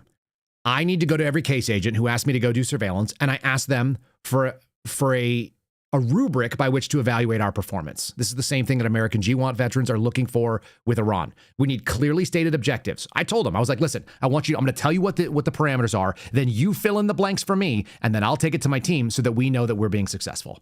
It goes like this. What is a single? What is a double? What's a triple? And what is a home run? What would be the information that would make your case? What would be the information that would aggressively move forward your case? What would be the information that is helpful for you as you're building around your case? Singles, doubles, triples, home runs. I want to know, what does it mean to get on base? What does it mean to knock it out of the park? Period. Give me those criteria so my team knows what we're trying to get. So we know when we've done a good job. So we can self-assess great work. And we can also self-assess, here's how we can improve to get those things. And by the way, if you tell me how to assess what a win is, then I know how to work towards a win. If you tell me go out there and be awesome, then I can't do awesome. I don't know what it is. And Joe Kent said the exact same thing right there. This is the major problem that people who are going to break off this, who voted for peace, who voted for a guy that strategically understood what was going on, and that people were like really hopeful that he was making the right determinations. Now, the claim has been made, Joe Kent used to be on board with Donald Trump's agenda, and now he's not, that he flipped a 180. That was addressed last night. Here it is. This is your most high-profile resignation by far in a long time. And there's a lot of commentary on this. And I kind of took a quick trip through it this afternoon. And one of the consistent themes is, well, I mean, of course, there's a lot of slander, which we can talk about. But the substantive attack on you, and it is an attack or refutation of your letter, is that, well, actually, Joe Kent was totally for using military action. He supported the Soleimani killing, for example. He seemed fine with the 12-day war, for example. So he doesn't have a problem on principle with an engagement with Iran. You're saying what to that? What's your response? Well, I have no compunction about really fighting anybody who threatens our country, and the Iranians have posed a threat in the past, and the Iranians have a way of threatening America. They have the capability, and we always talk in the intelligence circles about capability and intent, what your enemy is capable of doing and what they actually want to do. And again, back to the data that we have on the Iranians, they used the escalation ladder. We saw that deliberately during the 12-day war. When they struck back after Midnight Hammer, it was very deliberate. They fired an equal amount of missiles as we dropped bombs on the nuclear facilities, and they basically hit a part of a base in Qatar that they knew we didn't have any troops on. Yes. They didn't want to escalate any further than we were willing to go. But also the Iranians, when they pose a threat to us, they usually do it with their proxies. And if their proxies stick their heads up and their proxies come after us, this is basically the Trump doctrine. We hammer them, and we hammer their high-profile leaders. Qasem Soleimani was highly effective and highly revered in Iran because the previous presidents, prior to President Trump, Obama and Bush, let Qasem Soleimani run around, raise proxy armies, kill Americans, and no one ever did anything to him. President Trump rightfully killed Qasem Soleimani. We got his deputy, Abu Mahdi Mohandas, who had American blood in his hands, took them off the battlefield. But then President Trump stopped. He took those two key players off the battlefield, and he said, I'm not going to further escalate with Iran unless you escalate with us, knowing that if we struck Iran and we truly struck the regime, that would only strengthen the regime. So then President Trump did something that's incredibly smart, used that decisive military action, but then he coupled it with an economic package of sanctions, maximum pressure sanctions. And we can debate whether or not we should be using sanctions as the prime reserve currency holder or whatever, but he pressured the Iranians economically after punching them in the mouth and showing that, hey, I won't take this. I'm not Obama. I'm not Bush. If you cross a line, I will come after you. But then he really put the pressure on them economically. And if you look at the effect of the economic sanctions, that's what got the Iranian people on the streets actually protesting against the Ayatollah's government, which is ostensibly what we would like. We would like to see a bottom-up regime change where we get rid of the Ayatollah, but it's the will of the people, and they have a new successful government that's stable that we can deal with. The one way to throw that all out the window, and this isn't just Joe Kent's opinion, many scholars, and I think a lot of intelligence assessments have been written about this too, I know for a fact they have, is that if we struck the regime, it would only strengthen it. And that's not, I think that's just basic common sense. I mean, I think of myself, and probably you're in this camp as well. We didn't like Joe Biden. We didn't like Barack Obama. But if an outside force were to come in here and try and topple them while they were the president, I would 100% rally around the flag. Listen to all that Trump hate, guys. There's constant praise. There's calm discussion of policy, historical context, why it would work, why it wouldn't work. Now let's hear what the other side says. By the way, this man who's about to speak to you, he doesn't know what the word friend means because he called me friend. He's actually just a transactional piece of shit. And I'm going to say that unequivocally. To go out and claim that somebody is your friend and then badmouth their honor, try to like hide behind the fact that you think that, oh, like, you know, his past was good, but he moved against Trump. Same problem. By the way, I didn't move against Trump either. I'm still not against Trump, although I think he's going to fail because I think he's doing things that are stupid and he's like falling down the line of flattery from places like CNN, that people are speaking to him and not telling him your domestic agenda was a winner. Stick with what wins because that's what Americans voted for.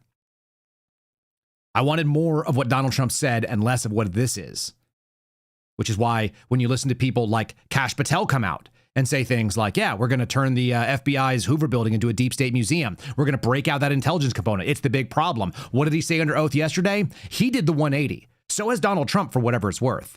No new wars, and we've always been at war, are at odds with each other. We're going to break out the intelligence component, and we are buying new intelligence that we shouldn't even have access to, and we're going to do more intelligence, and we've doubled the number of online undercovers, which are going to set up Americans in these freaking fake terror plots. That's actually at odds with each other. Here's Dan Bongino. This is what Judas looks like. Joe Kent is a friend of mine and has been a friend for a long time. But my job here is not to have friends. On the outside, I can have friends. My job here is to tell you the truth. His history of service and sacrifice, again, is beyond question. I don't blame the guy for resigning. If you can't and don't want to enact a presidential policy, then resign. That had nothing to do with me, folks. You can listen to all the bullshit all you want. These black pillars, doomers, and liberal media folks, they are desperate to cleave the movement in half. It's going to be over this Israel issue, but it's based on, here's the takeaway here, here's point number one. It's based on the foundational theory that Donald Trump is a weak president who's being dragged around by the Israelis and Netanyahu. If you... Yeah, no, that's exactly what it's based on. And you just heard people say that there's a consistent information op. Who are the people that are out there mouthing it? Who's the guy that said that he flew to Israel to talk to Benjamin Netanyahu to counsel him on how to tell Donald Trump to go to war? Lindsey Graham. Is Lindsey Graham the MAGA that you voted for? Is Mark Levin? Is Ben Shapiro? Is Laura Loomer? Is it the MAGA that you were going before? Because I'm not even a MAGA guy. And I look at it and I go, gross. He's wearing an All America shirt. It is going to cleave over Israel stuff, but it's because they made it an issue, because you decided to prioritize something that doesn't make sense to regular people. Iran was not an imminent threat to me when I was looking at $5 a gallon gasoline under the Biden administration. Failure. That's a failure. And if you didn't prioritize that and you decided you're going to go do something that doesn't actually serve our interests, and then you see that those assholes are actually going outside of what you said because you should be the dominant player, the United States should be the dominant player. Why would Israel even think that they can go and launch autonomous attacks on parts of Iran and then have counterattacks hit Qatar or Qatar?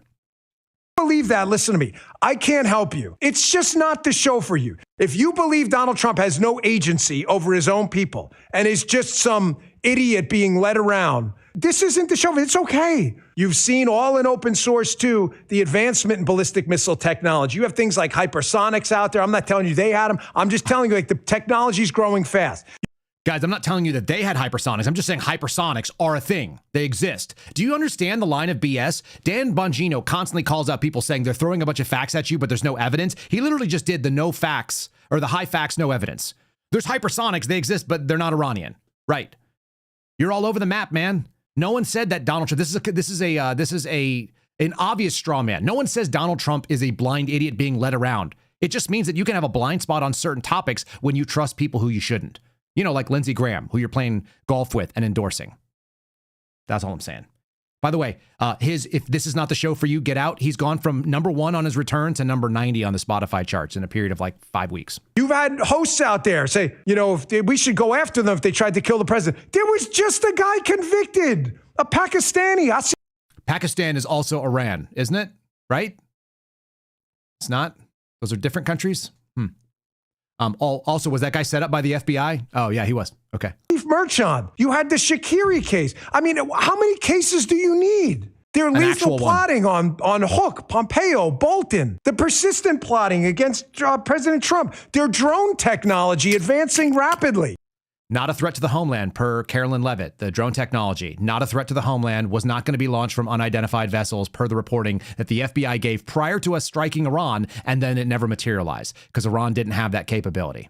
That was 100% false, per the White House. Dan doesn't have his facts in order because he's not paying attention. He just wants to yell at you. Look how passionate he is. He's very passionate. Look how mad he is, too. How dare you? Doomer, black pillar. If you don't agree with me, find a new place. How much more do you need? How many more Americans are they going to kill? Well, apparently they're going to keep killing them because we're up to 13 that we've now done. Is there like a fundraising campaign when somebody dies in the United States? That seems kind of trouble.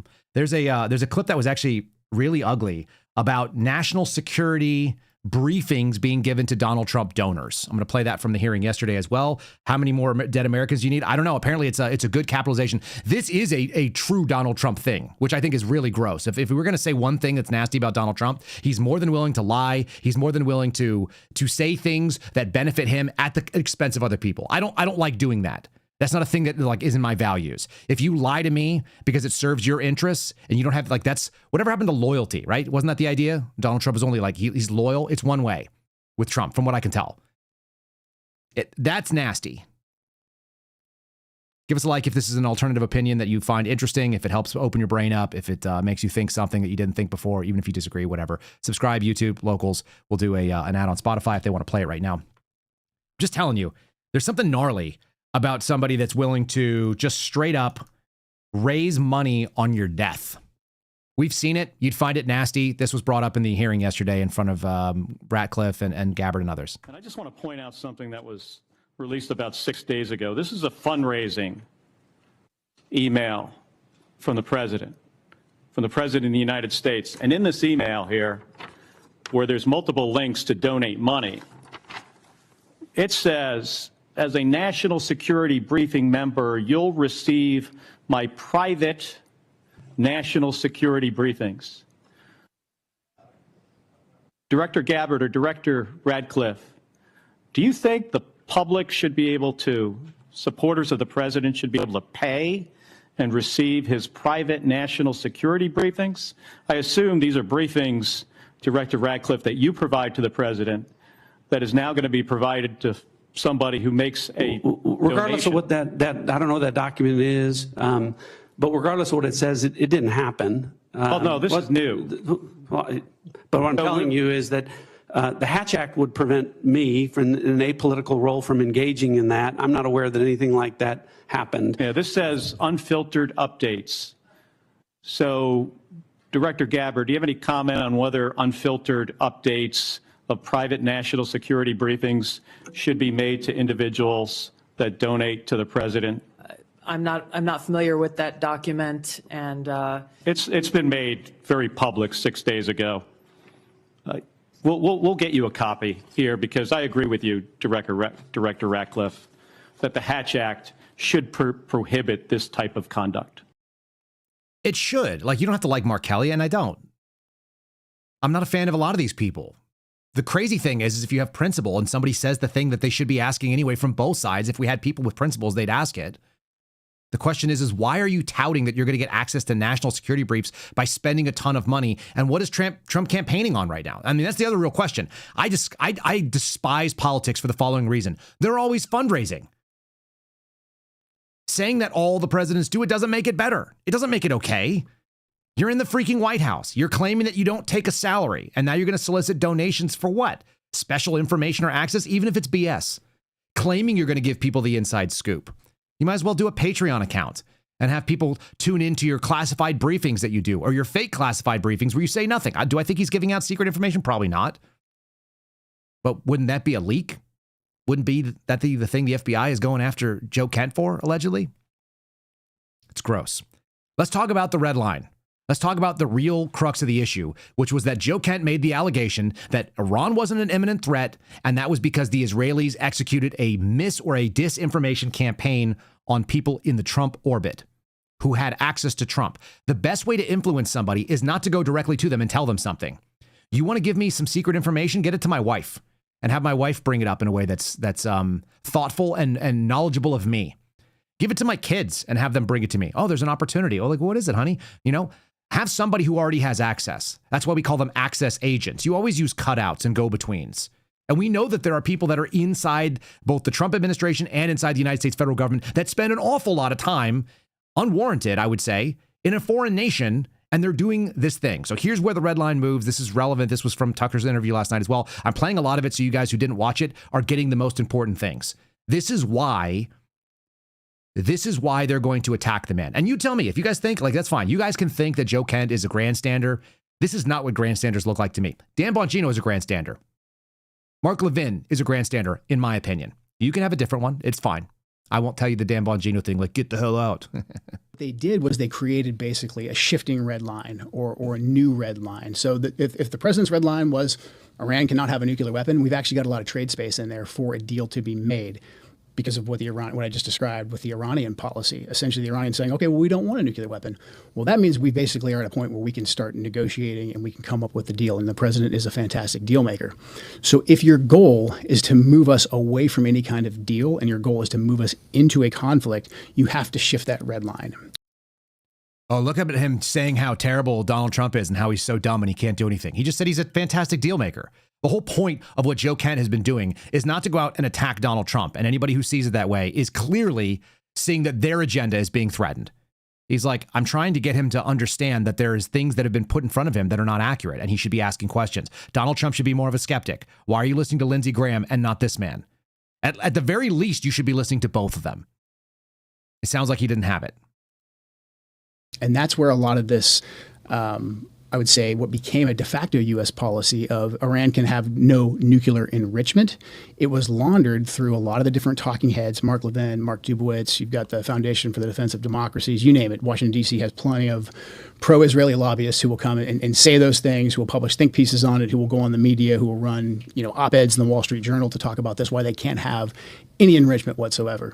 And then we have a high degree of engagement with Israeli government officials who will come in and say, well, they're enriching and they could enrich or they could enrich more, and that will get them closer to a nuclear weapon. So then enrichment basically became the new U.S. policy. And the only official I've heard, and folks are welcome to look for this, that said this in the first Trump administration was Mike Pompeo.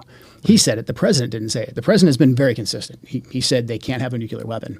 But again, like I said, that puts us at a place where we actually could have negotiations. And only President Trump, I think, could successfully have negotiations with Iran because he actually punched them in the face. And the Iranians had been walking all over us. They had been killing our soldiers.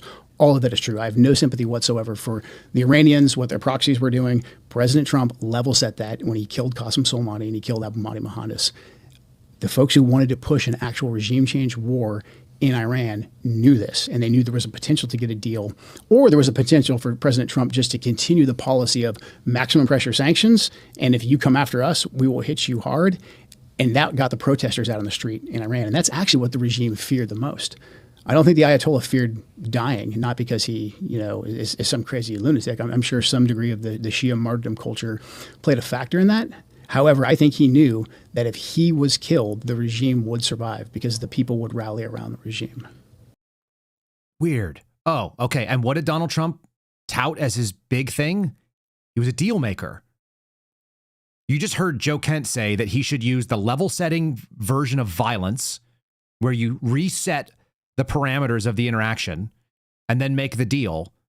And also that you're going to raise the popular uprising inside Iran. That you're going to see the people in the streets. And that's what they actually feared. Are there people protesting the regime in the streets right now? No. They're hiding in bunkers because the United States is bombing them. Number 8, promises to the American people to make America great again. Agenda 47. Number 8, prevent World War III, restore peace in Europe and the Middle East, and then build an Iron Dome for America. Like we're not building an Iron Dome in America. We're busy shipping every single interceptor or capability to do interception over to the Middle East right now to try to stop things from hitting our allies and hitting Israel. So that's pretty wild. We've pulled them from the Pacific. We've pulled them out of other theaters where we would have coverage for other allies. They're gone. They're all going to get maxed out there. They're going to beat us in a war of attrition, sending $20,000 drones with multi-million-dollar interceptors after them. So that's exactly like what happened in other conflicts where low intensity capabilities tied up our massive high cost and high per capita investment military capabilities, and our military equipment. You heard what he said there though, right?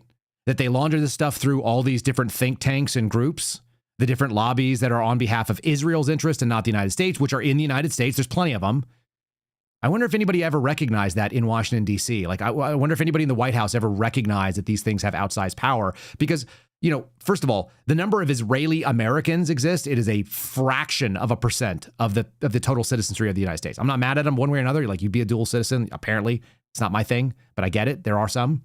But the number of actual Jewish people who are Americans that should theoretically align with the interests of the Jewish people that are also part of the secular government of Israel is 2.5%.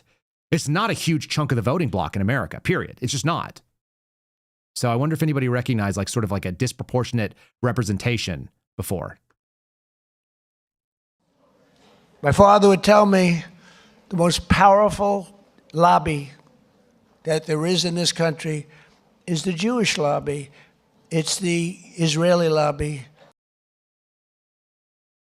Oh, so Donald Trump did recognize that. And then you heard people like Mark Levin say this is our first Jewish president, put arms around him and put hands on Donald Trump, which he's not a handsy guy. It's really weird to see, but he kind of puts hands on in a way that seems kind of awkward for that man.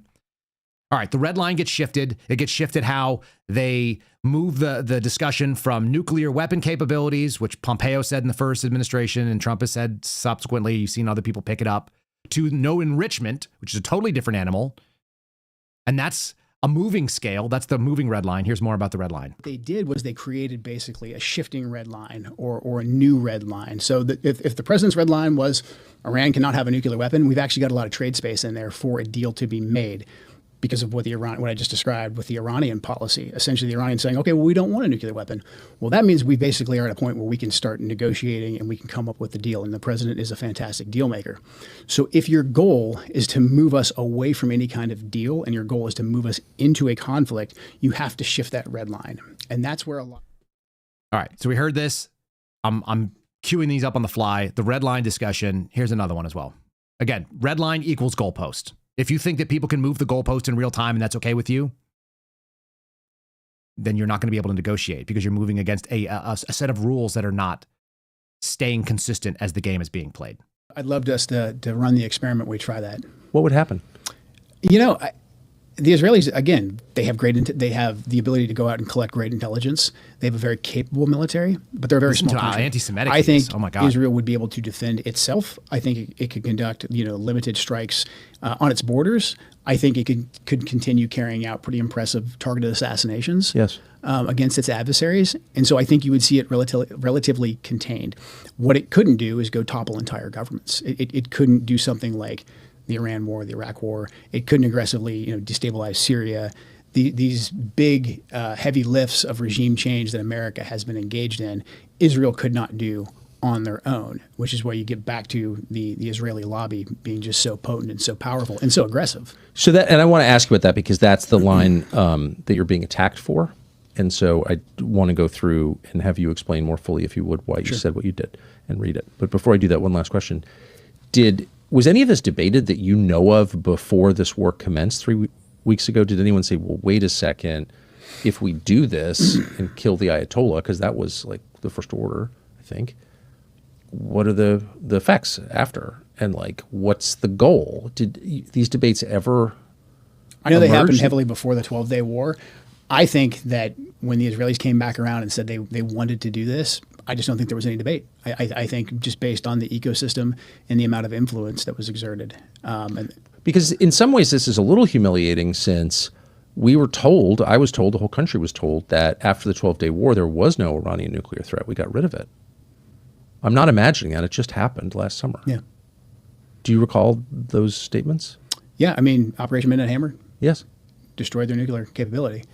So how was it that we wound up 6 months later getting another lecture about their nuclear capability and its imminent threat to the United States and nuclear tipped ballistic missiles aimed at Miami and the whole thing? And nobody, first of all, there was no organized protest against this. Like in a normal country, you'd think people would rise up and be like, whoa, whoa, whoa, whoa, whoa. Mm-hmm. You just told us 6 months ago the exact opposite. Yeah. What did internally in the intel world people say, what the hell is going on? I just think that the planning for this was so compartmentalized that there was no debate, as in it was a foregone conclusion. Maybe the exact timing they weren't exactly aware of, or that had to be debated. When do we do it? But it seemed to be a foregone conclusion, and I'm sure others will say no, that's not the case at all. But there was no robust debate like there was going into the 12-day war, because the big question that a lot of us had that were skeptical of Operation Midnight Hammer was, okay, so we do this. We know the Israelis' whole goal is regime change. What makes us think they'll stop? And if they do stop for a period of time, why won't we just be back in the same place in 6 months where they're saying that we have to go back in? And that's essentially exactly what happened. So this was raised? This was raised, to my knowledge, in June. This was like, hey, what happens next? So you take out the nuclear, the ability for them to enrich and to potentially develop a nuclear weapon. That's done. We know the Israelis have a completely different goal. Part of that strike, Midnight Hammer, was also to get the Israelis to wrap up the 12-day war. But we knew, because of what the Israelis told us, that they wanted, this is the time to take down the regime, and they don't want the Ayatollah. I do not. Thank you.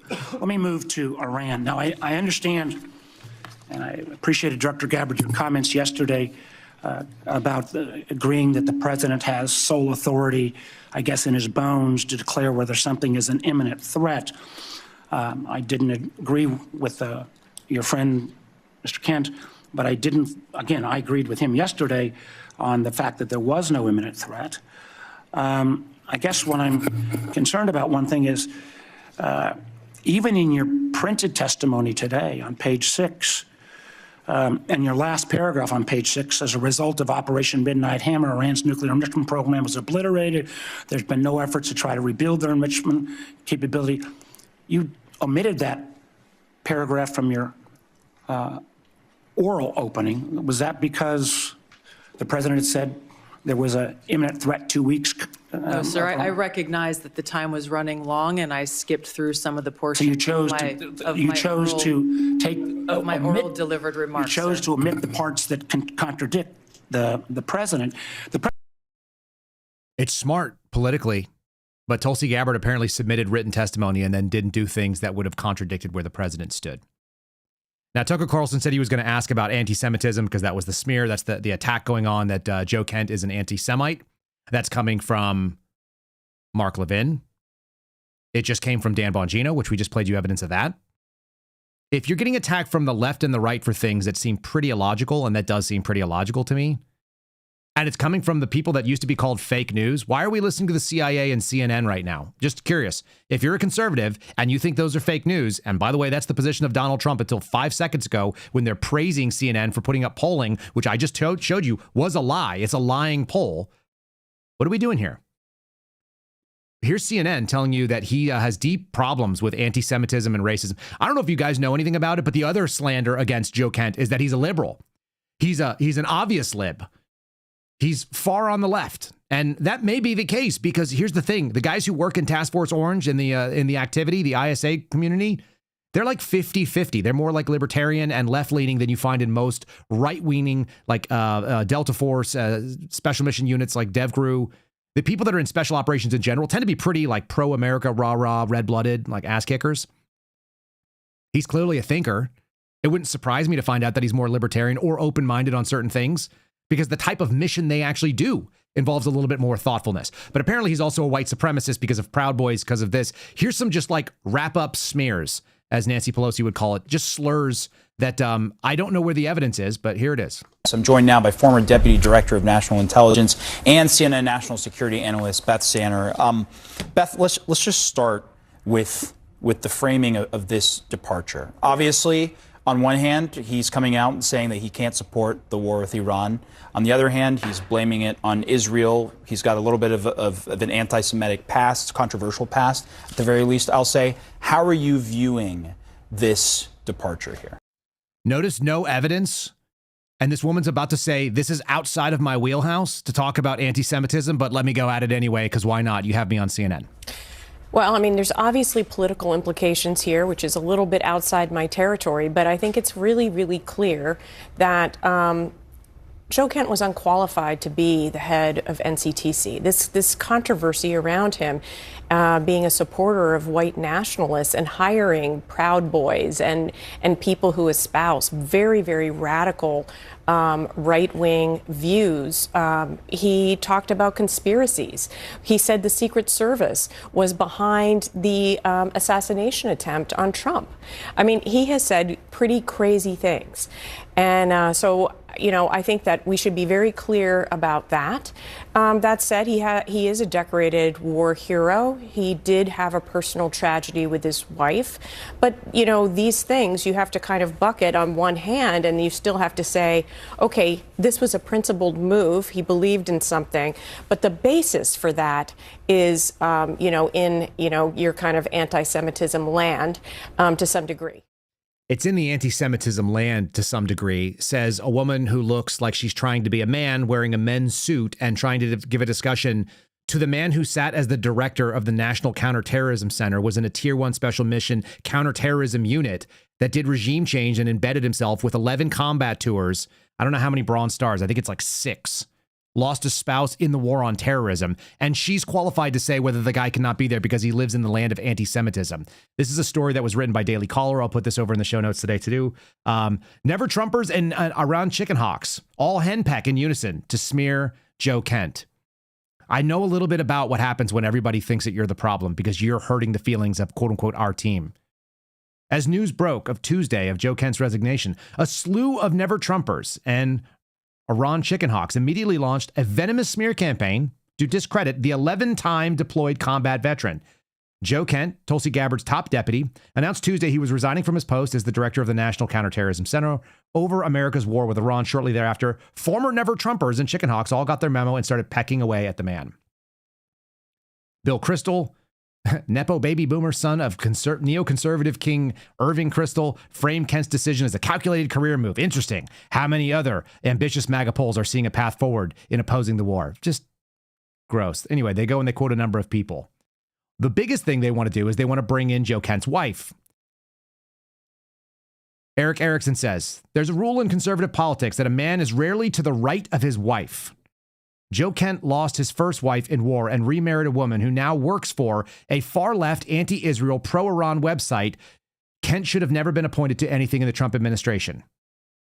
Mark Levin, another ex-Never Trumper, who has recently devolved into a bitter, rage-fueled boomer clown, I like that a lot, suggested that Kent has been leaking. I wonder if this guy, Joe Kent, was about to be fired, but then quickly resigned first. And that's how these things typically work.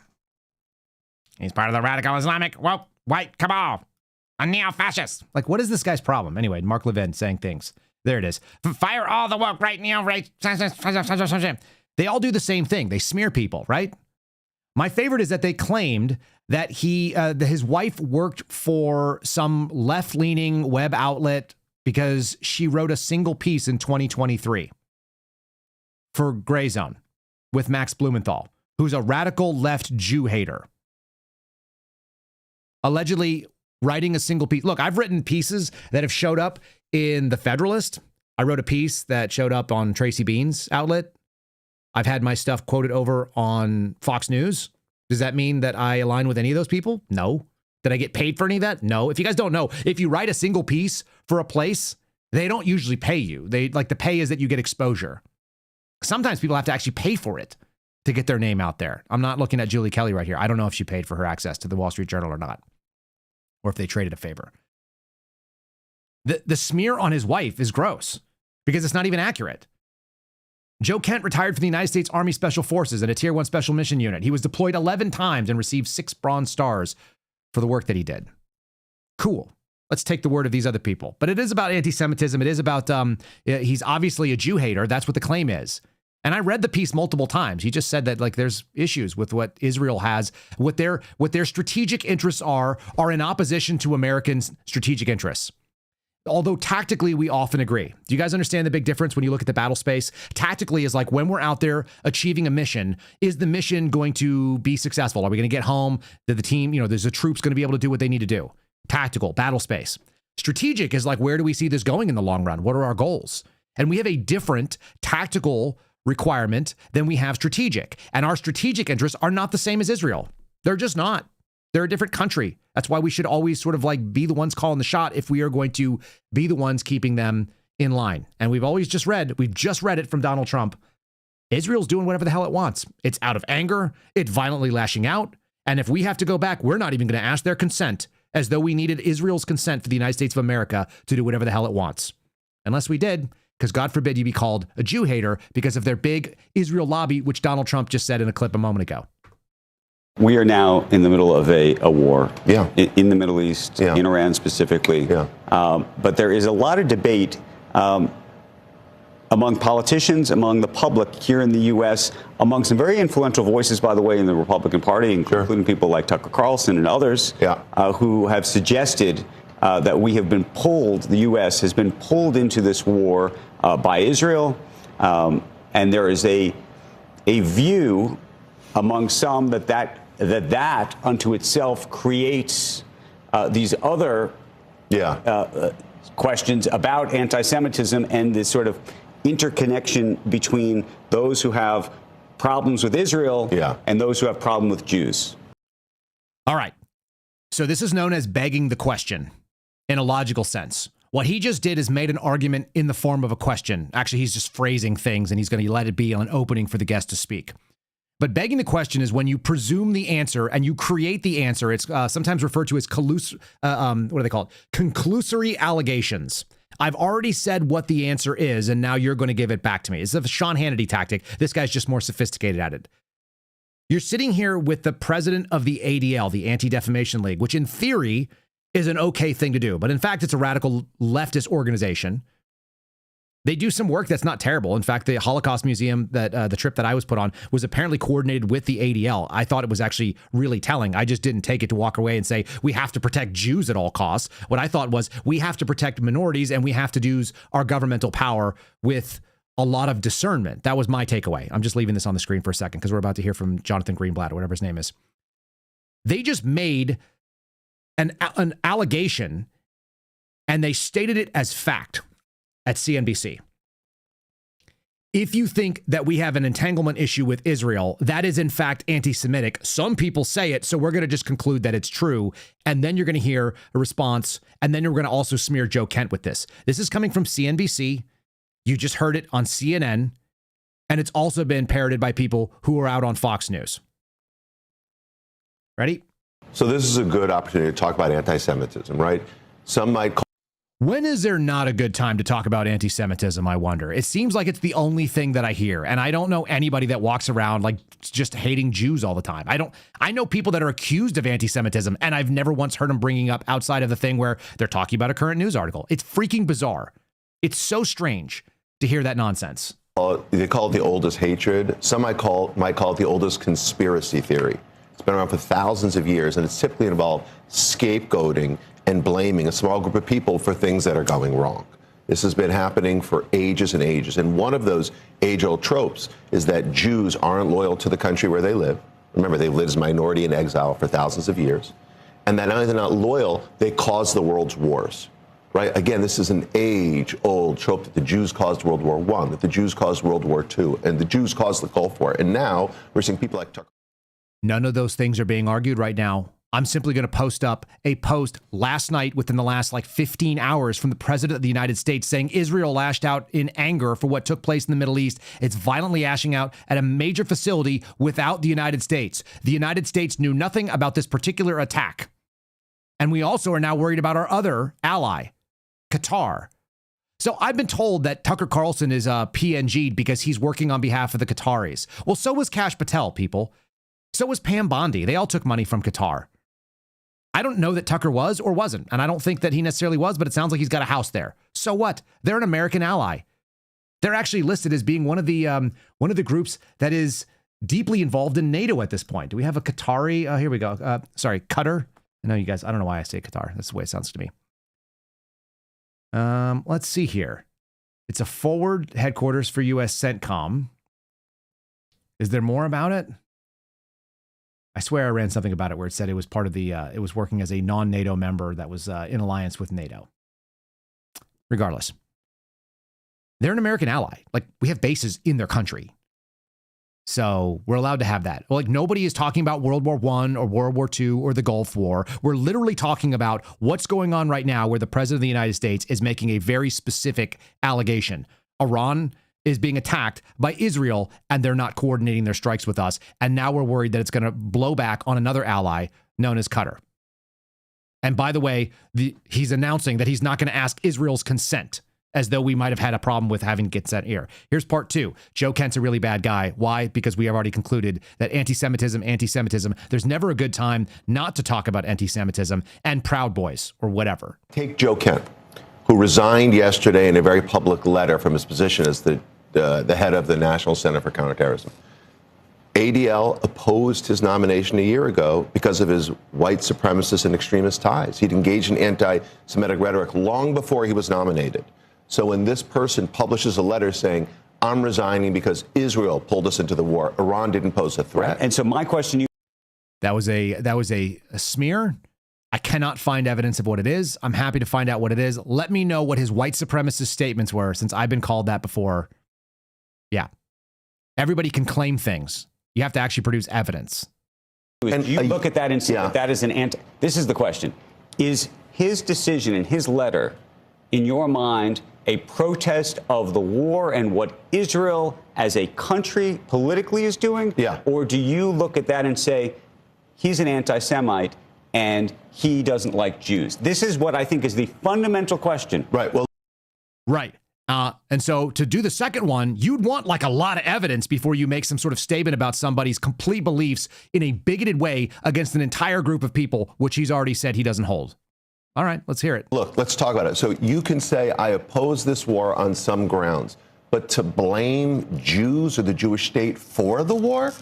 He testified in his confirmation hearing a year ago that the Islamic Republic of Iran and their proxies were threatening American service members.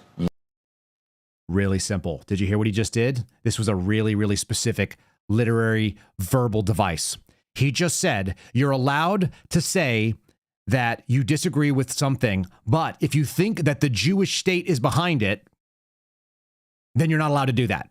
Even if the Jewish state is behind it, and he's given you sort of evidentiary, sane discussions about why he thinks that there was a movement, that they have strategic interests that are going to be not aligned with us, and that they benefit from us in a way that the United States does not.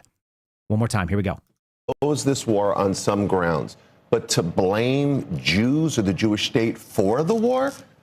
You can oppose it on some grounds as long as you're not blaming the country that we are involved in. There's only two parties in this. The two parties are America and Israel. Donald Trump just said Israel's operating on its own agenda. You can't do that. You can't point out that you think that that might be a problem. That's what he just said. That's what he's saying on national television, people. He testified in his confirmation hearing a year ago. Now we're going to conflate that the Islamic Republic of Iran and their proxies were threatening American service members. Yesterday, he says, there was no threat at all. Nope, he didn't say that. He said that he didn't want people to die in that area for a thing that is not well defined and doesn't serve American interests. So we're playing this fun game with words. It's a very sophisticated information op. Everybody who's diving into it and saying, well, obviously Joe Kent's the bad guy. None of you guys said that 10 minutes ago. And here's the thing we've pointed out. He also wanted to do other things like investigate national intelligence problems at the FBI, where the FBI was turning a blind eye. I am so disgusted by what is happening right now. This stuff is really, really gnarly. It is really ugly. If you're still watching, I'm going to go a little bit longer. I'm just going to keep doing this because this is just going to be I can't get over this stuff. And then we're going to play some fun things from Kash Patel next, letting you know that the people that you are cheering on, Joe Kent had to resign. Kash Patel's doing everything he can to keep his job, even though he's making custom sneakers and acting like a freaking clown show. And he is doing a 180 on all the things he said. Guys, if you're still watching, give us a like. If you have not already, what the hell's wrong with you? Subscribe to the channel. Inching our way up towards 20,000 followers over our 20,000 subscribers on YouTube. We'll do the call-in show tonight, and then I'm going to actually have to tape the show for Friday morning with Steve Friend a little bit early because I've got to go fight the DOJ tomorrow morning. We'll play a Spotify ad right now. I got to go fight DOJ tomorrow morning. I am driving up to Dallas to go explain to the DOJ their violation of the religious civil liberties of me as a Christian, which is what our suit alleges. And the FBI already fired the guy who did the thing that we allege, and they fired him because he did what we alleged. They fired him for being discriminatory to Christians, and we're out there suing the FBI because they discriminated against Christians. That seems like that would be like front and center, considering Christians represent 60+% of the American population. Instead, we've got Greenblatt out there saying that you can't disagree with Israel being part of this war, even though they're 50% of the countries involved in it. And if you don't like it, then you're an anti-Semite and we're going to smear you. So you're no longer part of polite conversation. That's pretty wild. Let's do some Kash Patel stuff, because is there something really scary going on? There is.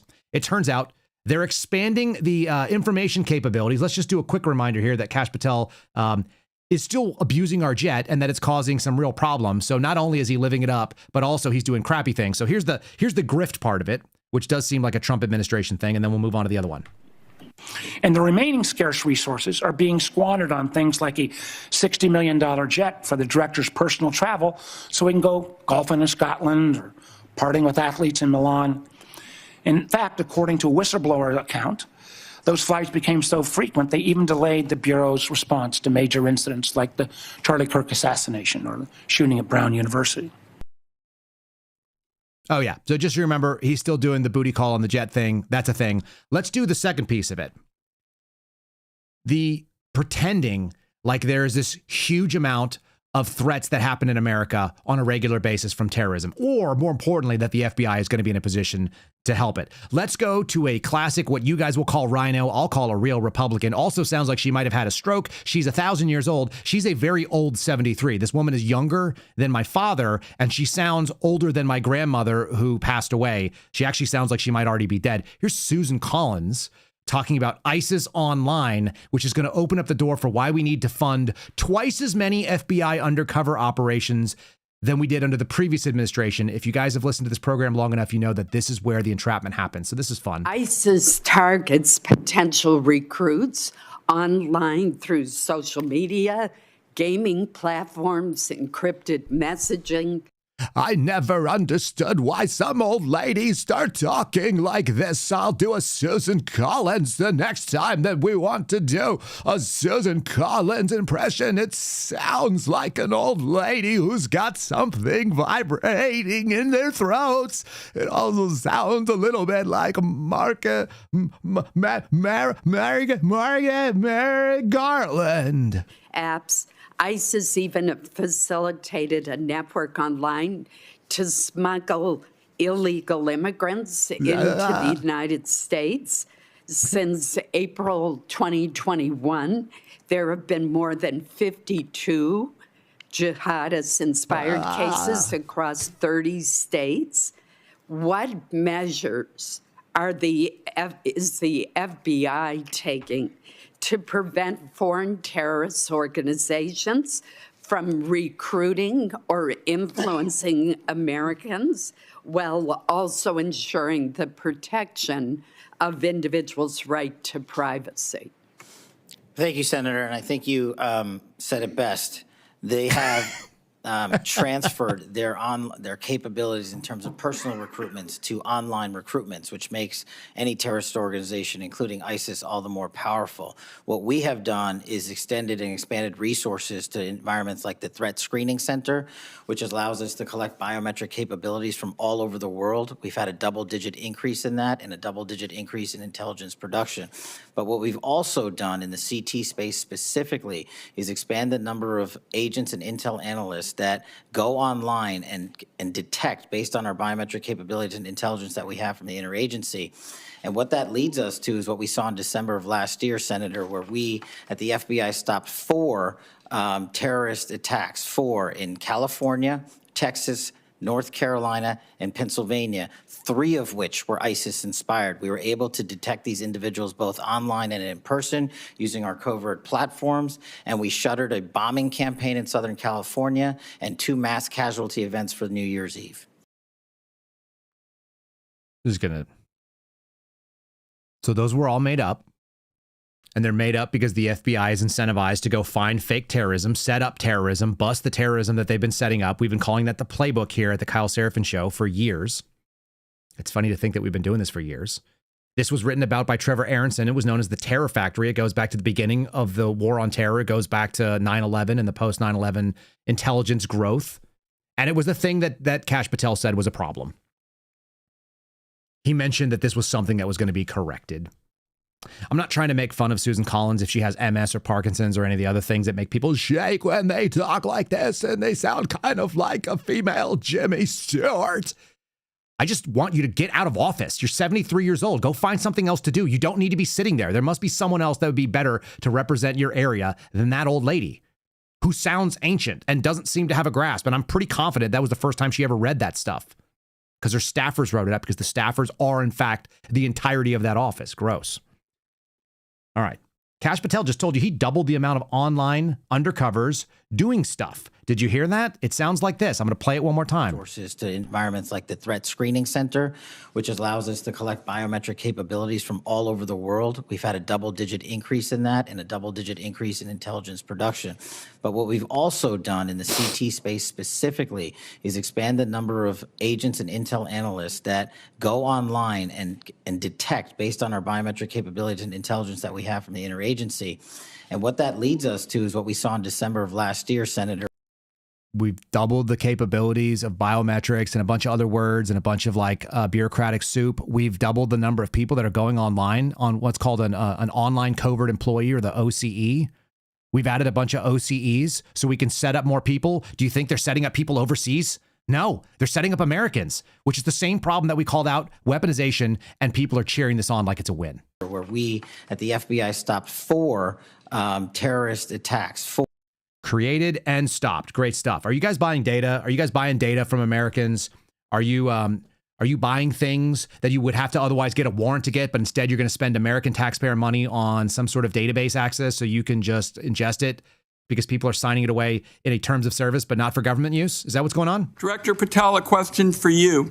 In 2023, your predecessor testified that, and I quote, "To my knowledge, we do not currently purchase commercial database information that includes location data derived from internet advertising." Is that the case still? And if so, can you commit this morning to not buying Americans' location data? Thank you. The FBI uses all tools, Senator, thank you for the question, to do our mission. We do purchase commercially available information that's consistent with the Constitution and the laws under the Electronic Communications Privacy Act, and it has led to some valuable intelligence for us to be utilized with our private and partner sectors. So you're saying that the agency will buy Americans' location data. I believe that that's what you've said in kind of intelligence lingo, and I just want to say as we start this debate. Doing that without a warrant is an outrageous end run around the Fourth Amendment. It's particularly dangerous given the use of artificial intelligence to comb through massive amounts of private information. This is Exhibit A for why Congress needs to pass our bipartisan, bicameral bill, the Government Surveillance Reform Act. Yeah, that'd be fine. This man also is a dinosaur, as you guys are pointing out. He's 76 years old, and he's a Democrat. Listen, I can call out all sides. I don't have any problem doing that. That's Ronald Wyden. Where's he representing? I'm trying to remember. Let me look here real quick. Oregon. So there you go. West Coaster. Terrific. Fantastic news. The FBI is going to buy up databases that they would otherwise have to get a warrant for. He's correct, it turns out. If you don't have a party and it doesn't matter who you back, because you don't care if people say things that are true, you're like, yeah, that's principled. They say something that's not, you're like, okay, that's not principled. That's garbage. We're a joke. We put in Kash Patel, who claimed that like warrantless spying was a problem, who I played you yesterday, said that the abuse of FISA and FISA 702 is one of the indigenous problems of operating, in an intelligence agency that also does law enforcement. And he just told you we're going to do everything we can to get all the databases that we have access to. It needs to be outlawed. Will it be outlawed? Nah. So who do they really serve? I don't think people serve Israel per se. I think they serve the intelligence community. And a lot of times the intel community has the similar goals as other foreign intel services. Tucker Carlson asked the question about a super governmental organization or people who are above and beyond outside of government, and they use government for their purposes. It feels like we're watching people play with a train set. They just set up the different cars they like, and then they run them around. What choice do we have? How did Kash Patel go from the person that was going to say that government spying was a problem and then be the guy that's saying, no, we're going to buy up anything we can? That's what happens when you're captured, because you want that job. He's defending the FBI in the same way that people in MAGA are cheering on the CIA. What a freaking upside down, unserious country we look like. For those of you that have any principles that say government is the enemy, period, and its abuse and its ability to come into your civil liberties is a problem, what are we trading for that? What freedoms are we trading? What sort of privacy are we trading to these clowns? And do they even stop them? No. You know how I know they don't stop them? The other day, 2 terrorist attacks took place. Somebody drove into a synagogue, which is a terrorist action, and it was done by some guy who was mad about what's going on over in Iran, and he had family killed in Lebanon, and another guy who was an actual ISIS supporter groomed by the FBI, 2016 arrest, 2017 conviction and sentencing, and now he's out and he was able to go kill an American on American soil. There is no amount of tyranny or surveillance or government spying that will cause us to have zero death from bad people in America. You cannot stop it. So the answer is just give me all the freedom and let me wing it. Don't pretend like you're protecting me. When has the FBI ever stopped any of these things that were legit? They always get through. Go back to the first day of January of 2025. We had somebody blow up something in front of Trump Tower. We had another dude go on a shooting spree and a ramming spree out in New Orleans. They can't stop terrorism because it's just in human nature to be crappy. So let me carry a freaking gun, work on concealed carry across the nation and reciprocity. Get the hell out with this garbage. Here's Joe Kent actually talking about what he thinks the serious threat is. He probably knows better than most, for those of you that think about it. And notice he doesn't say anything about Iran in this. He's talking about Al-Qaeda and ISIS specifically. Share that with you today. We just recently put out a warning of the heightened risk of terrorist attacks posed to the homeland by terrorists pretty much of all stripes, but in particular from ISIS and from Al-Qaeda. NCTC has been crunching the numbers and going through the sheer volume of known and suspected terrorists that are in the country that came in under the Biden administration. So far, NCTC has identified around 18,000 known and suspected terrorists that the Biden administration let come into our country. These are individuals who under normal circumstances would never be allowed to enter our country because of their ties to jihadi groups like ISIS and Al-Qaeda. Yet the Biden administration not only let them into the country, and in many cases facilitated their entry into the country, just like the entry of the Afghan terrorists who committed the terrorist attack here just before Thanksgiving, killing one of our National Guard members and wounding another. That Afghan was brought into the country as a group of over 100,000 Afghans who were brought here during the disastrous withdrawal from Afghanistan.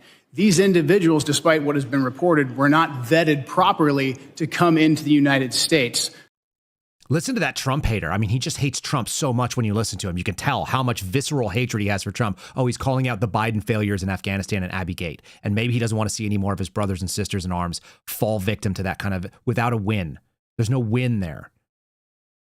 Tomorrow will be Friendly Friday. I'm going to be meeting with Steve Friend. We're going to talk about a couple things. We'll share with you the audio of the Just the News reporter who's trying to do the same kind of hit schmear, what they've been kind of thinking about doing for a long time on me, and what it's like to be on the other end of a whisper campaign, having experienced it personally. We're also going to cover this tomorrow from Wired Magazine, a college protester who isn't real, an AI-powered undercover bot. It's an undercover bot that sets people up that the FBI can use, and they don't even have to pay a salary for it. They can use undercover operations to basically just ensnare people and then claim they're doing a good job. But as Joe Kent just pointed out, we brought in people from Afghanistan. Do we know who all they are? Nah. Is the FBI running them down? No. They're playing around in freaking online digital space, trying to figure out what's going on and see if they can go and if they can keep track of Americans and set them up with what we're about. They're trying to lure people in to some stupidity. We'll play two more little clips here as we wrap up. I know this went long today. I hope this was a good comprehensive view of what we're looking at. How about what Joe Kent sees about the internet, which is exactly the same position that we hold here. Looking for this clip real quick. I actually had it a second ago, and now I've forgotten it. So give me one moment. The internet isn't real. That's the name of this clip. This is what's going on. This is the smear campaign, and this is a man who knew what he walked into. The people who are coming after me, I believe that the internet is like 25% real. I think there's a lot of bots. There's a lot of people who got delivered a talking point and they're going to get a paycheck for it. I've noticed. Or they just, they want the adoration. So I just don't take most of it seriously. And again, look, I know there's some of my former colleagues, people who I do like, who have had to come after me, and I understand that too. Like, I get it. Like, they're still there. They've got to discredit everything I'm saying right now. They're watching, taking notes. So I'm not bitter about that. I literally just want to focus on the task at hand. And the task at hand is stopping us from getting deeper into this quagmire. Because again, like just looking back on my experiences in Iraq, I don't feel like this happened. There wasn't the ability to. There wasn't this platform. There wasn't, the free independent media that existed in any real way that could reach people. That's right. And so to me, we have this opportunity. So I'll be bitter and angry later when, I read Twitter and somebody who I used to like says that Joe Kent's a traitor and we're going to fire him tomorrow anyways. We don't have time for that. Like, as you pointed out, major things are happening right now in this war, and the president is facing some very, very challenging decisions. So I personally just hope that he and his closest advisors listen and think, and that's the main priority. Dan Bongino posted this morning at 06:38 Eastern. Joe Kent has disgraced himself. Joe is lying to advance a personal grievance agenda. Joe is a liar. Fact. I will unequivocally say, having dealt with Dan Bongino calling me a friend to my face and stabbing me in the back, like, fuck Dan Bongino. That dude is an absolute snake. He has no idea what loyalty looks like. He's a transactional piece of garbage. He should be ashamed of himself, but he doesn't know any shame. And Joe Kent just told you he's going to work on the mission right now, and I applaud that. And he's going to come back to the point where he's going to deal with bitterness later. For those of you who have said, oh, you're a little bit more bitter, you're damn right I am. I've seen this thing. I've been praised for doing what I did. I continued in the same principles, and I've watched it come back and have the same people that were seeking my advice, seeking my information, trying to use it to better themselves, to profit themselves, to sell their podcasts, to sell their news articles, to get into power politically and to fundraise on it. And they turn around and they will stab you right in the back 1 second later because you have an opinion and you don't agree with it, because you actually know what the hell you're talking about. I'm going to say this, whether you like Joe Kent or you don't, I hope that you pray for him. We did this the other day while we were at the adoration of the Blessed Sacrament. I pray for Joe Kent right now because I know a little bit about what it's going to be like. It's going to be a lot worse for him. And that's where this is a very personal show for me. Without even having to know whether he leaked or not, whether he was involved in any of it, I can tell from listening to what he said, some of those things are truly important to him because he did go out there and serve. And so here's him saying he thinks God put him in a place. I feel the same way. I have felt the same way. I'm not always sure every day.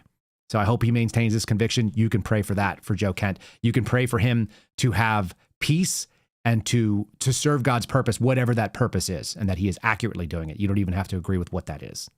As a bad, unpatriotic quitter who secretly sympathizes with the Ayatollah, I just have to ask you how that feels. I mean, they love you when you're just saluting and moving out, but then the second you say, I don't think we should be doing this, and I have an opinion now, then all the attacks come at you. But I truly believe that that God put me where I am right now, really putting me through everything I've been through in my life to bring me to this point. I don't believe that God said, hey, you're here now in this moment to just sit back and be a good soldier for this iteration. I've had lots of friends who have said, hey, I think you would have been more value staying in the administration with your experiences. And I understand that, and I'm flattered by it. But considering all that I've seen, the conclusions that I've reached, I feel like I'm here for a reason. It's strange to feel like you're in a certain place for a reason, that you were put on earth to do some things. I've heard Glenn Beck talk about it. He said his purpose was to stand with the Jews. Fine, so be it. Whatever, that can be a purpose. My purpose has always been to say what's true and to be prepared. I didn't go to the war that Joe Kent went to, but I did train for it. And I found myself in a space where my wife reminded me, maybe you train for a different war. This information war is every bit as difficult, and it is it'll steal your sanity. Think about how many people who are quote unquote whistleblowers who have lost their ever-loving mind and have been attacked and cannot stand on their own 2 feet, can't even live in America anymore. There's a lot of them. So there's a lot of casualties in this as well. And they are real. Some of them die. Some of them just die spiritually. Some of them end up in anger and bitterness, and their families fall apart. I'm lucky enough to have a very strong family structure. So I'm really grateful for that, including even that my parents listen to this program every morning. So I appreciate that. For those of you in the chat, you guys are part of this. Thank you so much. I brought you 2 palate cleansers because we need them. Gosh knows we need them today, don't we? Let's enjoy this. I'm a gun guy at heart. At the end of the day, I don't think we're voting our way out of it. I believe in the 4 Fs. That's going to be faith, family, fitness, in that order. Yesterday, I ran a negative split 3-mile run that were all like sub 730 miles, which is pretty good for me. I'm not much of a runner, but I'm working on that fitness. The last one is firearms. I just want to buy all of them. I want to spend my life savings on this. I want to abandon all financial responsibility and dump it in here. I want to spend money that I ain't supposed to spend on this. This ain't even the worst of it. And I want to do hood rat shit with my friends. Anybody can get it. I want to. For real, I do want to just buy a bunch of guns, and sometimes when I see all this stupid stuff and all these ugly people saying nasty things, I just want to do hood rat shit with my friends, as a man said. That is a phrase that I've literally used with my friends who do this kind of stuff. All right, I got one more for you as well. The conspiracy theorists. Many of you have turned out to be correct. What if you didn't know it was right when you said it? You were just flinging it, and now you're freaked out. So, I mean, I nailed it. I'm honest, I'm as shocked as you. Some of those were a little out there, and every single one was true. I'm honestly as shocked as you guys are. I thought I was making some shit up back there. I mean, I want to say I told you so, but I really just wish none of this was real at this point. I mean, it was fun when it was maybe not real, and now it's all very real. And once again, it's every single conspiracy theory is correct now. I'm just terrified. I mean, on top of all that stuff, I'm pretty sure they just confirmed aliens are real. For real this time. So I don't know what they expect us to do with our lives. I mean, the Wayfair furniture thing was real. That was such a long shot. Oh my God. I mean, the whole point of these conspiracies is that when they come to light, people get put in jail. That's just not happening. So, like, the fun has been taken out of this completely. I mean, I don't know what we do from here in terms of conspiracies. I mean, I want to make up new ones, but God forbid those become real. I feel like I'm wishing things into existence at this point. I mean, the pizza thing? The fucking pizza thing? And also, it's not as important, but Jeffrey Epstein did make microtransactions. He did everything bad. I knew it, but I wish I didn't. Let that be the sober reminder that the FBI is going to investigate Joe Kent, an American hero who served this country, lost a spouse, did 11 combat tours, and was given 6 Bronze Stars for his service, before they go after a single person that was on Epstein's list that totally didn't exist because Todd Blanche and Pam Bondi said it didn't exist, but there might have been some problems with the rollout. Just let that be the sobering thought for you as you go off into your Thursday. I look forward to seeing you guys on Friendly Friday. You can join me tonight for the call-in show at 8 p.m. Eastern, 7 p.m. Central. We'll have some fun with that. So get your calls ready, get your 5 minutes worth of rant or rage or whatever you want to share, and I'll see you guys on the other side of that one.